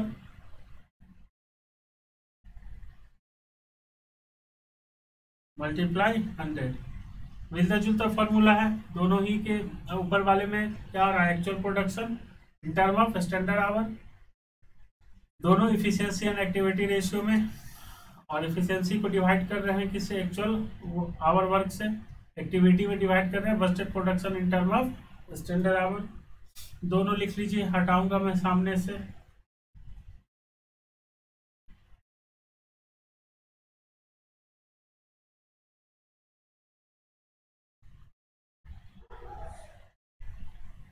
ठीक है, third one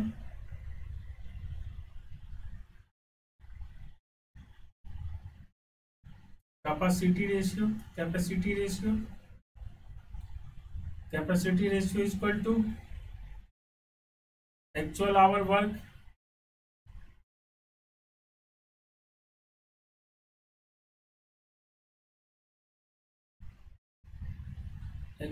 work divided by maximum hours in a budgeted period.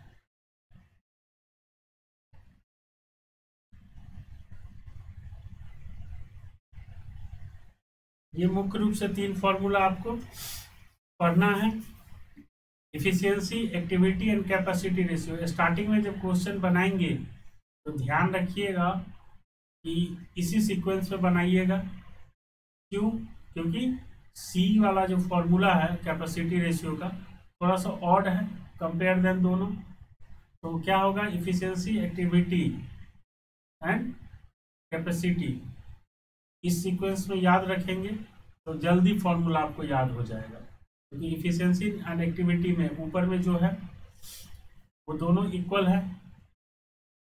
Efficiency में बस नीचे actual hour work और activity में budgeted production in term of standard hour, और capacity फिर कहाँ से, इफिशियंसी के नीचे वाले एक्चुअल आवर वर्क से स्टार्ट हो जाता है, divided by maximum hour in budgeted period. तो अगर आप लोगों ने फॉर्मूला लिख लिया है तो हम लोग क्वेश्चन स्टार्ट करेंगे।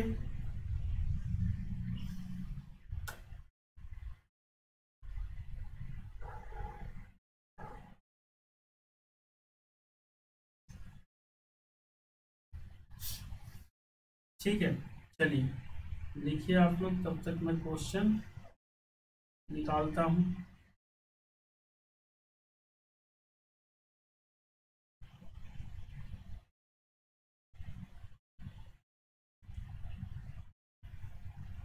लिख लिया आपने? चलिए क्वेश्चन नंबर 19 देखिए। सी इंटरमीडिएट मई 1999 में आया हुआ है, बोला एफिशिएंसी रेशियो कैलकुलेट करो, एक्टिविटी रेशियो कैलकुलेट करो, कैपेसिटी रेशियो कैलकुलेट करो।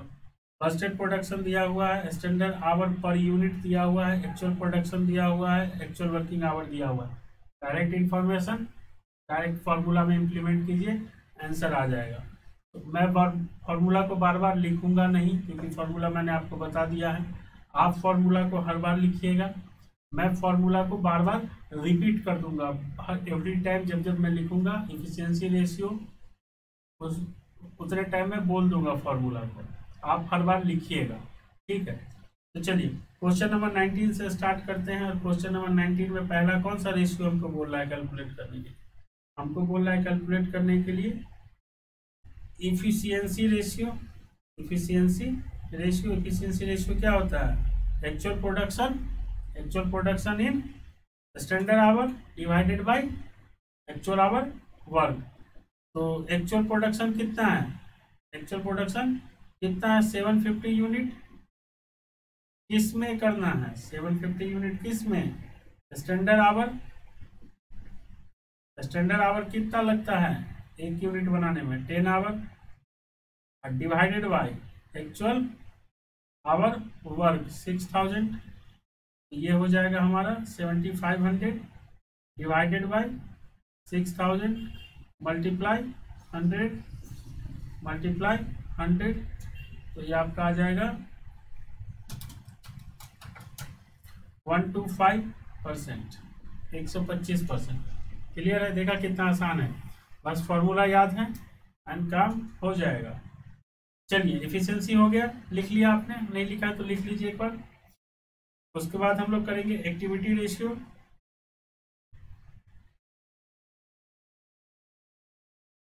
एक्टिविटी रेशियो इक्वल टू, बताइए, मैंने बोला एक साथ लिखने के लिए, actual production in term of standard hour divided by budgeted production in term of standard our.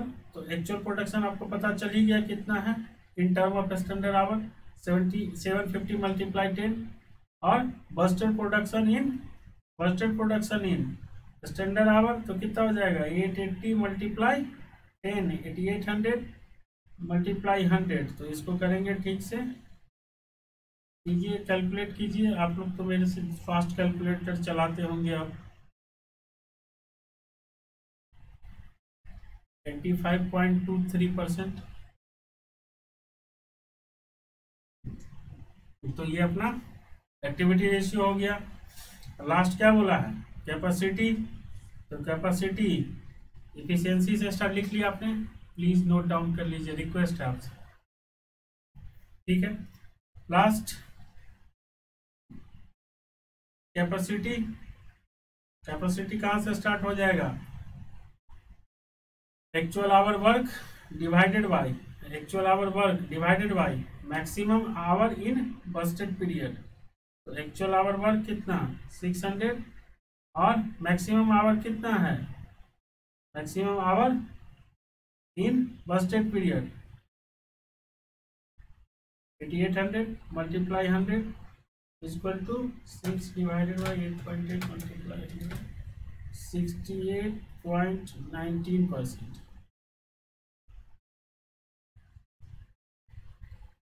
लिख लिया आपने? क्वेश्चन हो गया, देखिए कितनी आसानी से 5 मार्क्स का तो क्वेश्चन जरूर आ जाएगा अगर आएगा तो। और फॉर्मूला बेस्ड आपको कुछ करने की जरूरत खास पड़ेगी नहीं। अगर कर लिया क्वेश्चन तो क्वेश्चन खत्म हो गया। एक नोट लिखिए, नोट नोट इस क्वेश्चन से रिलेटेड नहीं है, आपके वर्किंग के लिए एक नोट लिखवा रहा हूँ, जहाँ पे आप अपना कंसेप्ट नोट करते होंगे वहां पे नोट कर लीजिए। Inter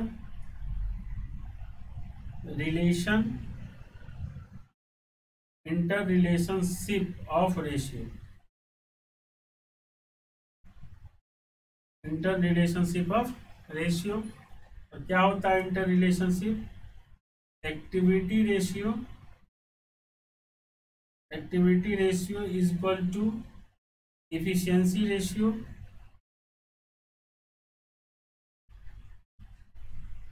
multiply capacity ratio. ठीक है, activity is equal to E multiply C, ये सबसे पहले आता है, और ए के बाद ई और सी दोनों आता है बाद में, A B C D E. तो ए इज इक्वल टू बाद वाला दोनों मल्टीप्लाई ई और सी, या सी और ई, कुछ भी बोल दीजिए। ठीक है, जैसे एक्टिविटी रेशियो यहाँ पे देखिए कितना हम लोगों ने कैलकुलेट किया है, 85.23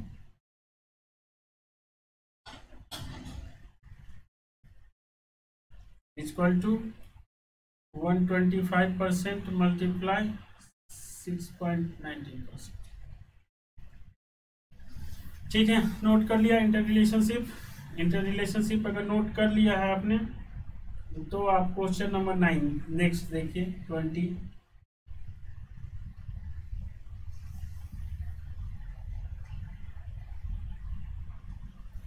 जो नोट लिख पाया वो काम करेगा अभी आपके लिए, बिल्कुल करेगा। क्या बोल रहा है? If the activity ratio and capacity ratio is the company, वो 104% और 96% respectively, find out the efficiency ratio. हो जाएगा तो क्या दिक्कत है बताइए।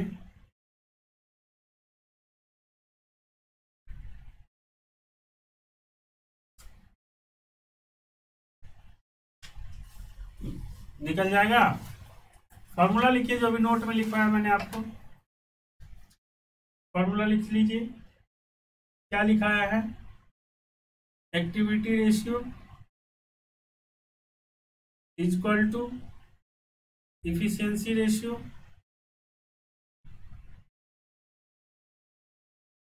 Multiply capacity ratio.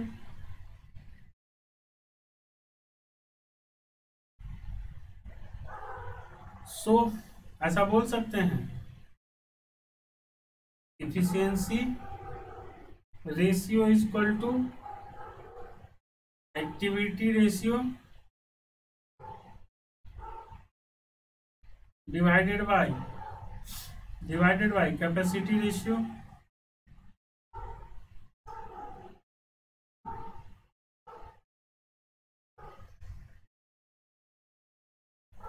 क्वेश्चन में क्या क्या अवेलेबल है? एक्टिविटी एंड कैपेसिटी, तो आप निकाल लेंगे। Activity 104 divided by 96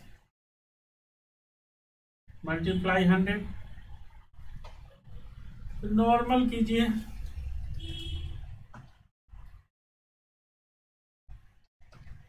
normal 104 divide by 96 multiply 100 करेंगे तो आपका आ जाएगा 108.33%।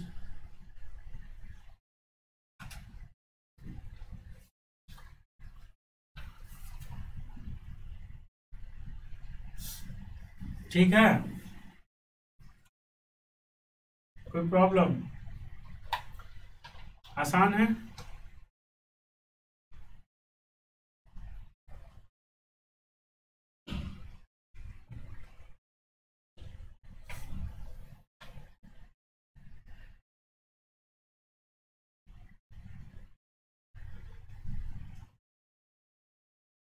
आगे बढ़े,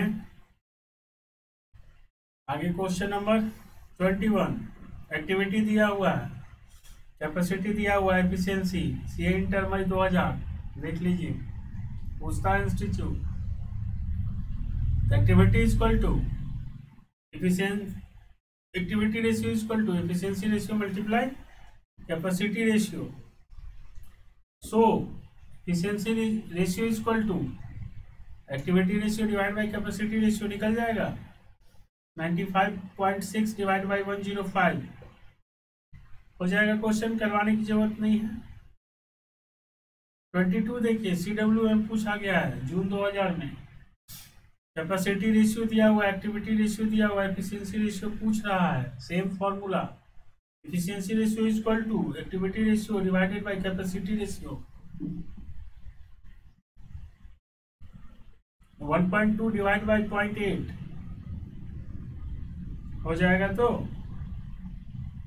चलिए 23 देखिए, कंपनी सेक्रेटरी जून 2002 में पूछा गया है। Computer mix limited produce to product A and B in one of its department, each unit take 5 hours and 10 hours respectively a production time। 1000 unit of product A and 600 unit of product B were produced during March 2001। actual man hour spent in the production were 10,000। monthly budget hour 8,000। compute the various control ratio।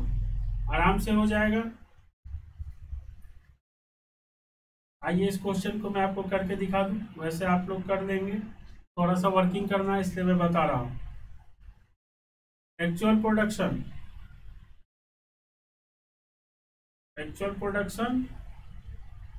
In term of standard our,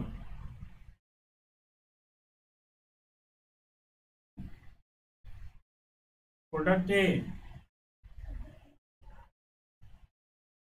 1000 unit, time 5 hours, यानी कि 5000 hours. B, product B 600 unit multiply 10 hour, 6000 hour, यानी कि 11,000 hour total. Actual production in standard hour, एक काम मैंने आपका कर दिया है। नेक्स्ट लिख लिया आपने, एक और पॉइंट लिख लीजिए, क्वेश्चन में दिया ही हुआ है वैसे, लेकिन यहाँ पे लिख लीजिए actual hour work, actual hour work 10,000 and budgeted hour, ये भी क्वेश्चन में दिया हुआ है, तो लिख लीजिए एक बार, तो बार बार क्वेश्चन आपको देखने की जरूरत नहीं पड़ेगी, बस फॉर्मूला लगाते जाइए और काम खत्म। बस्टेड आवर 8,000 क्वेश्चन में दिया हुआ है। तो देखिए पहले कितना ये सब क्वेश्चन इंस्टीट्यूट पूछता था। देखिए CA, CMA और CS इंस्टीट्यूट, पहले ये सब क्वेश्चन बहुत पूछा जाता है, अभी भी पूछा जाता है, ऐसा नहीं कभी नहीं पूछा जाता है, लेकिन थोड़ी फ्रीक्वेंसी कम हो गई है, लेकिन पूछ सकता है, सिलेबस का हिस्सा है, पार्ट है। और इंस्टीट्यूट, प्रोफेशनल इंस्टीट्यूट सरप्राइज देने के लिए ही जाने जाते हैं स्टूडेंट को। ठीक है, आसान है वैसे, कुछ खास तो करना है नहीं, फॉर्मूला बेस्ड है। सो सारा डेटा को मैंने लिख दिया है, आप लोग नोट कर लीजिए। नोट कर लिया तो बस फॉर्मूला इम्प्लीमेंटेशन, आइए देखते हैं। हर फॉर्मूले को पूरा लिखिएगा, ऐसे नहीं जो डायरेक्ट बिठा दीजिएगा डेटा, नहीं, पहले फॉर्मूला लिखिएगा फर्स्ट स्टेप में, सेकंड स्टेप में डेटा को इम्प्लीमेंट कीजिएगा। यहाँ पे क्लास छोटी रहे, बात आप लोग समझ चुके हैं, इसलिए मैं बार बार फॉर्मूला नहीं लिख रहा हूँ। ठीक है, सो सबसे पहले इफिशियंसी रेशियो, इफिशियंसी रेशियो क्या है, actual production in term of standard our हमने कैलकुलेट किया 11,000 divided by actual hour work 10,000। Percentage तो ऐसे ही समझ में आ रहा है, 110%। सेकंड एक्टिविटी रेशियो, ऊपर वाला तो सेम रहेगा, actual hour work in, actual production in standard hour 11,000, और नीचे वाला बस क्या हो जाएगा, budgeted hour divided by budgeted hour, बोलिए या क्या बोल सकते हैं उसको हम लोग, budgeted production in term of standard hour, कुछ भी बोलिए उसको आप लोग बस्टेड आवर भी बोल सकते हैं। यहाँ पे मैं लिख देता हूँ डिवाइडेड बाई बस्टेड आवर, तो कितना है 8000 मल्टीप्लाई 100 137.5%। अच्छा, उसके बाद तीसरा capacity, capacity ratio, actual hour work, actual hour divided by budgeted hour, actual hour divided by budgeted hour. यहाँ पे मैं लिख भी देता हूँ एक बार, actual hour divided by budgeted hour multiply 100। तो एक्चुअल आवर कितना 10,000, बस्टेड आवर कितना 8,000 मल्टीप्लाई 100 इक्वल टू 125%। ठीक है। अच्छा, ये जो क्वेश्चन अभी आप कर रहे हैं ये आपका सिमिलर क्वेश्चन एक बार सीए इंस्टीट्यूट भी पूछ चुका है। कब? मई में। कौन से मई में? 1999 में।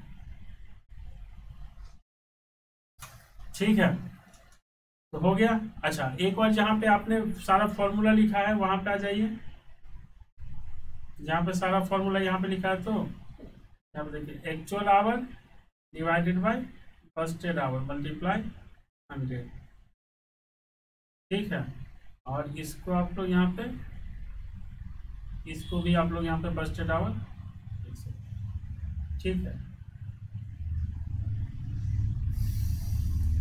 तो हम लोगों ने जो क्वेश्चन किया है देख लीजिए एक बार।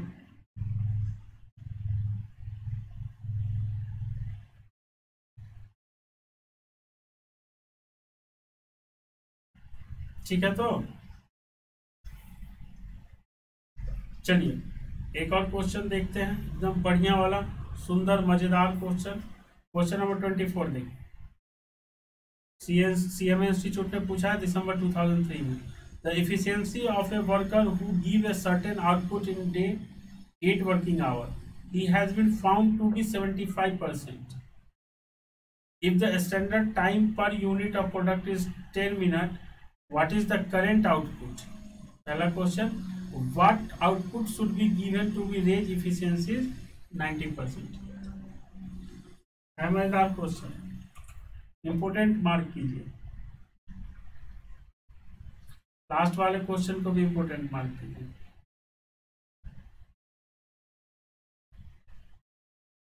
एक वर्कर है, उसका एफिशिएंसी कितना है 75%।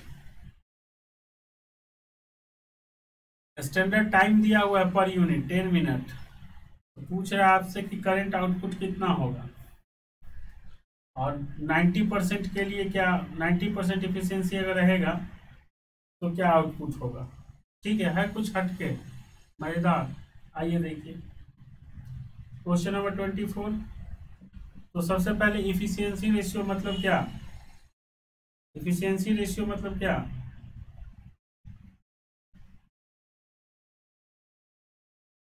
इफिशियंसी रेशियो का मतलब क्या, प्रोडक्शन इन स्टैंडर्ड आवर, यानी कि actual production in standard hour divided by actual our. ठीक है, तो फॉर्मूला याद है तो कि भूल गए?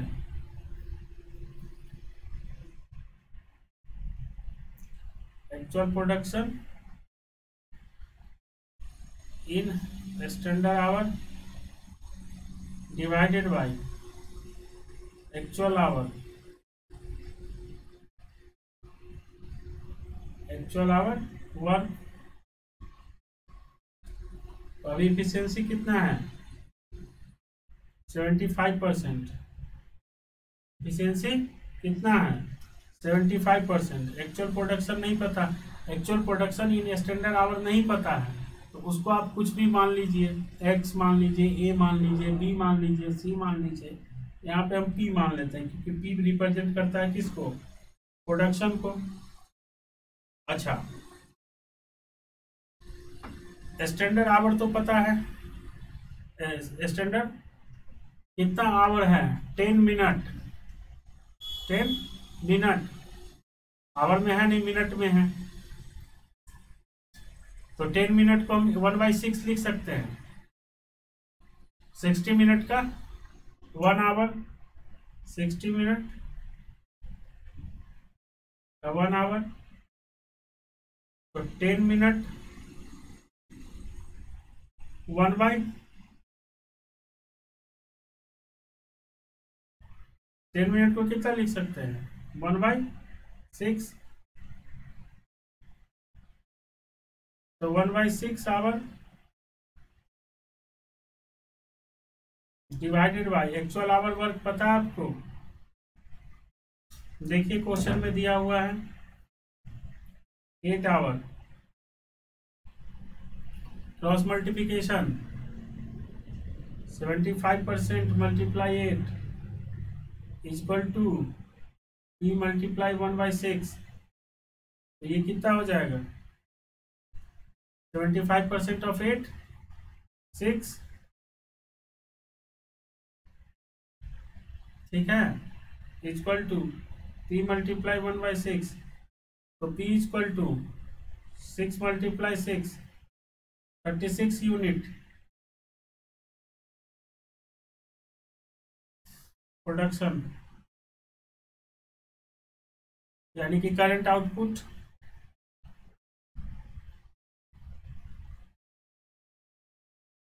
क्लियर।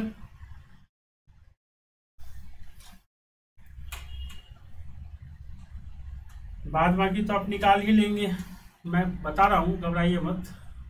मतलब 36% आपको पता, 36 यूनिट आपको पता चलेगा कितने एफिशिएंसी पे? 75 पे। तो 90% पे भी सेम फॉर्मेट में सेम फॉर्मूला से निकालेंगे।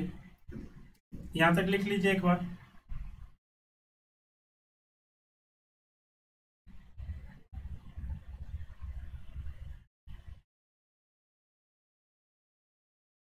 लिख लिया होगा।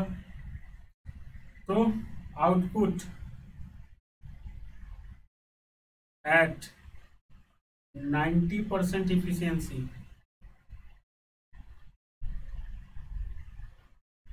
Same 90% is equal to, production नहीं पता है, प्रोडक्शन नहीं पता है, एज्यूम कर लिया पी। आवर, स्टैंडर्ड आवर पता है 1/6। कैसे पता है? 60 मिनट का 1 आवर, तो 10 मिनट को 1/6 आवर बोल सकते हैं। डिवाइडेड बाई 8 आवर, 8 का 90% 7.2 मल्टीप्लाई 6, तो P equal to 7.2 multiply 6 equal to 43.2 unit. Round off में 43 लिख सकते हैं, 43 अप्रॉक्स।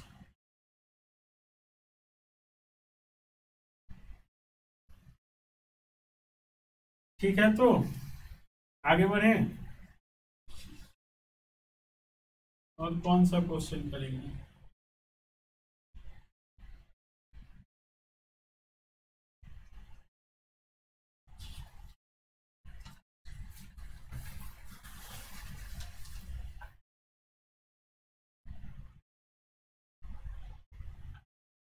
ये क्वेश्चन कर लेंगे आप, मुझे पूरी उम्मीद है। नवंबर 2009 का क्वेश्चन है। इस क्वेश्चन में ज़्यादा प्रॉब्लम है नहीं, सबको डेटा अवेलेबल है, कैपेसिटी रेशियो अवेलेबल है, आपसे इफिशियंसी एंड एक्टिविटी रेशियो पूछ रहा है, बस्टेड आउटपुट अवेलेबल है, एक्चुअल आउटपुट अवेलेबल है, स्टैंडर्ड टाइम अवेलेबल है। तो हो जाएगा। तो ये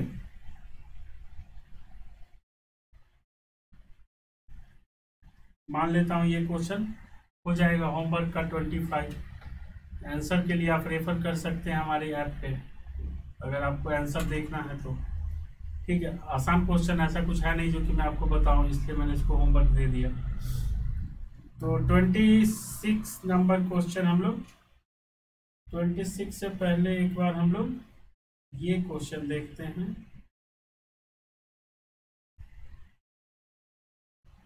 27, 28 भी आप लोग कर लेंगे, होमवर्क है, सब कुछ दिया हुआ इंफॉर्मेशन अवेलेबल है, सारा इंफॉर्मेशन अवेलेबल है। तो एफिशिएंसी एंड कैपेसिटी रेशियो पूछ रहा है, ये भी देखिए सारा क्वेश्चन आपका एकदम बढ़िया वाला मैंने रखा है आपके लिए, सारे एग्जामिनेशन का क्वेश्चन है। ये क्वेश्चन मैं आपको अभी करवाऊंगा 27 करवा दूँ मैं आपको, तो चलिए 27 करवाता हूँ मैं आपको। उसके बाद आपका जो क्वेश्चन नंबर है सेम ही क्वेश्चन है, 26 and 27 same question I think. दिसंबर 2006 नहीं तो, अच्छा एक ही जैसा क्वेश्चन है, 2 बार पूछा गया है।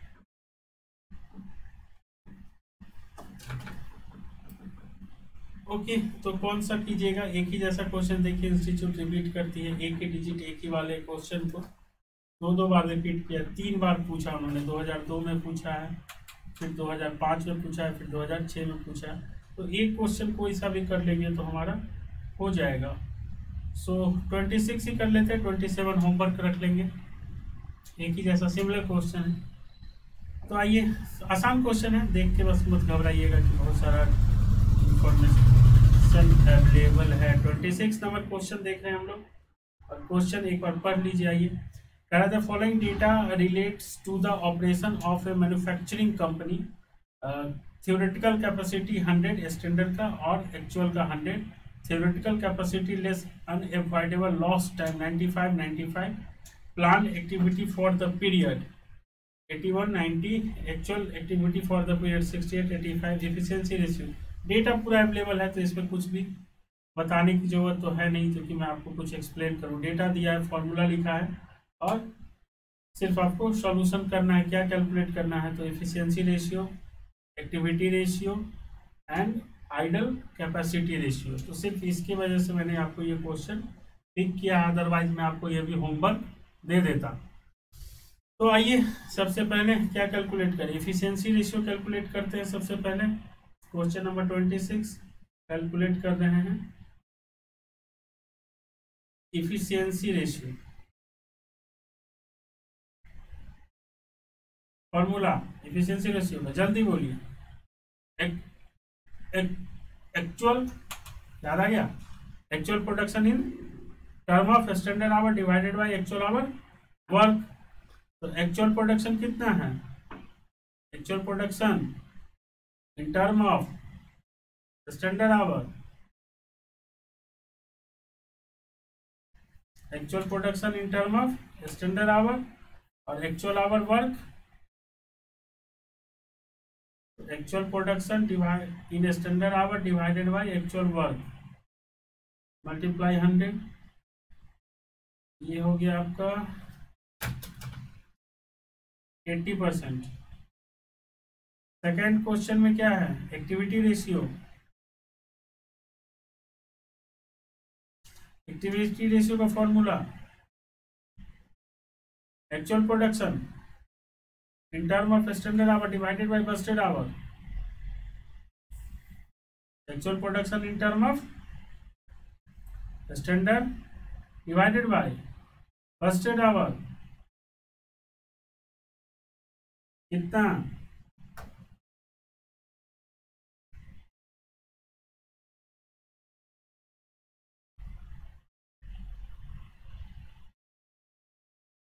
ठीक है।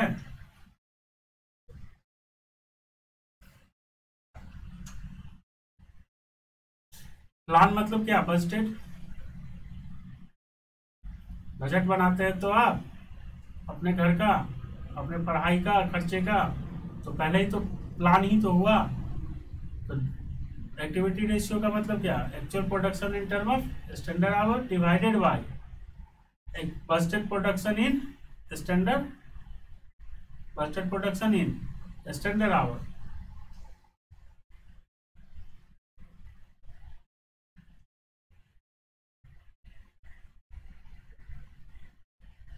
लास्ट में क्या बोला है, लास्ट में कैलकुलेट करें आइडल कैपेसिटी रेशियो। यहाँ पर नोट में लिखना है तो लिख लीजिए, budgeted production equal to planned activity.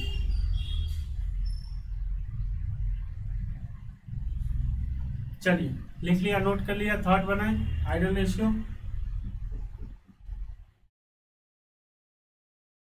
Idol capacity ratio,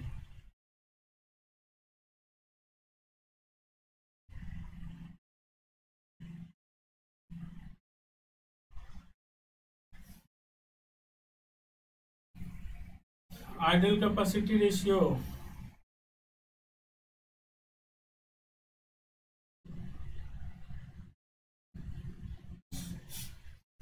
ठीक है। आइडल कैपेसिटी रेशियो लिख लिया यहाँ तक। फिर मुझे कुछ लिखवा नोट करवाना है आपको, इसके लिए मैं रुका हुआ हूँ।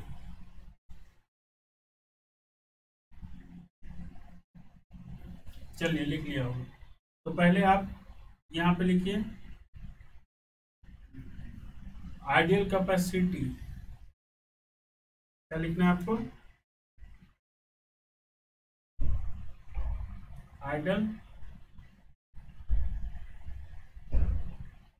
Capacity equal to, ideal capacity equal to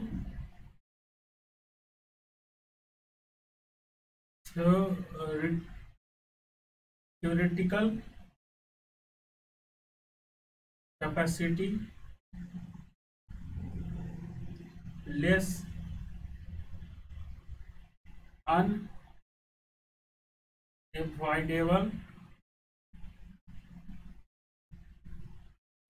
unavoidable lost time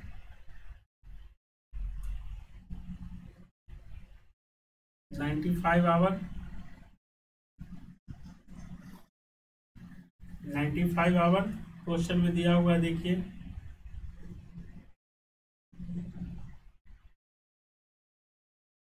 minus actual capacity.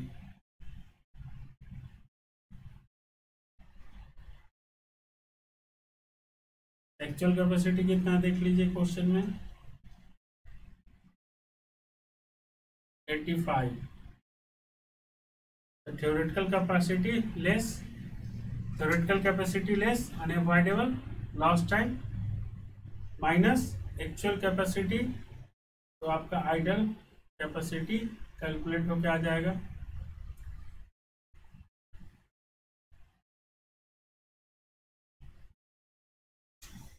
ठीक है। अब आइडल कैपेसिटी रेशियो कैलकुलेट करने के लिए जो आपका आइडल कैपेसिटी आया है,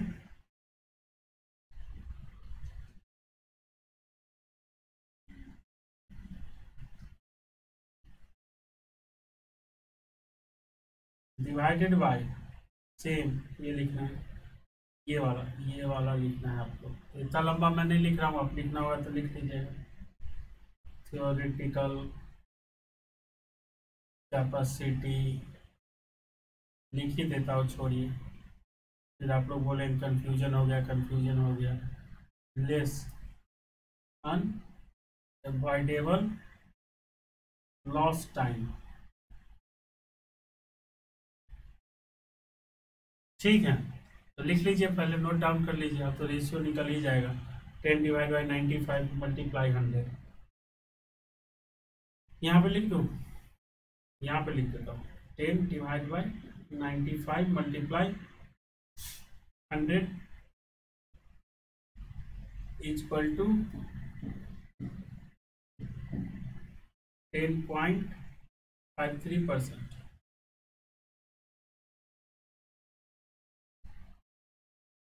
ठीक है, नोट कर लीजिए आराम से। सेम नेक्स्ट क्वेश्चन जो आपका है सेम मिलता जुलता है, वो आपका होमवर्क रहा। और यहाँ पे हम लोग क्या करेंगे, यहाँ पे करते हैं अपने labour turnover and control ratio का इतिश्री समापन। और मिलेंगे अगले क्लास में हम लोग लेबर कॉस्ट में ही हम लोग न्यू टॉपिक कवर करेंगे। तो आज की क्लास यहीं पे। क्लास कैसी लगी फीडबैक जरूर दीजिएगा, अच्छी आए पसंद आए लाइक शेयर सब्सक्राइब कीजिएगा, दोस्तों के साथ खास करके शेयर कीजिएगा। Thank you very much.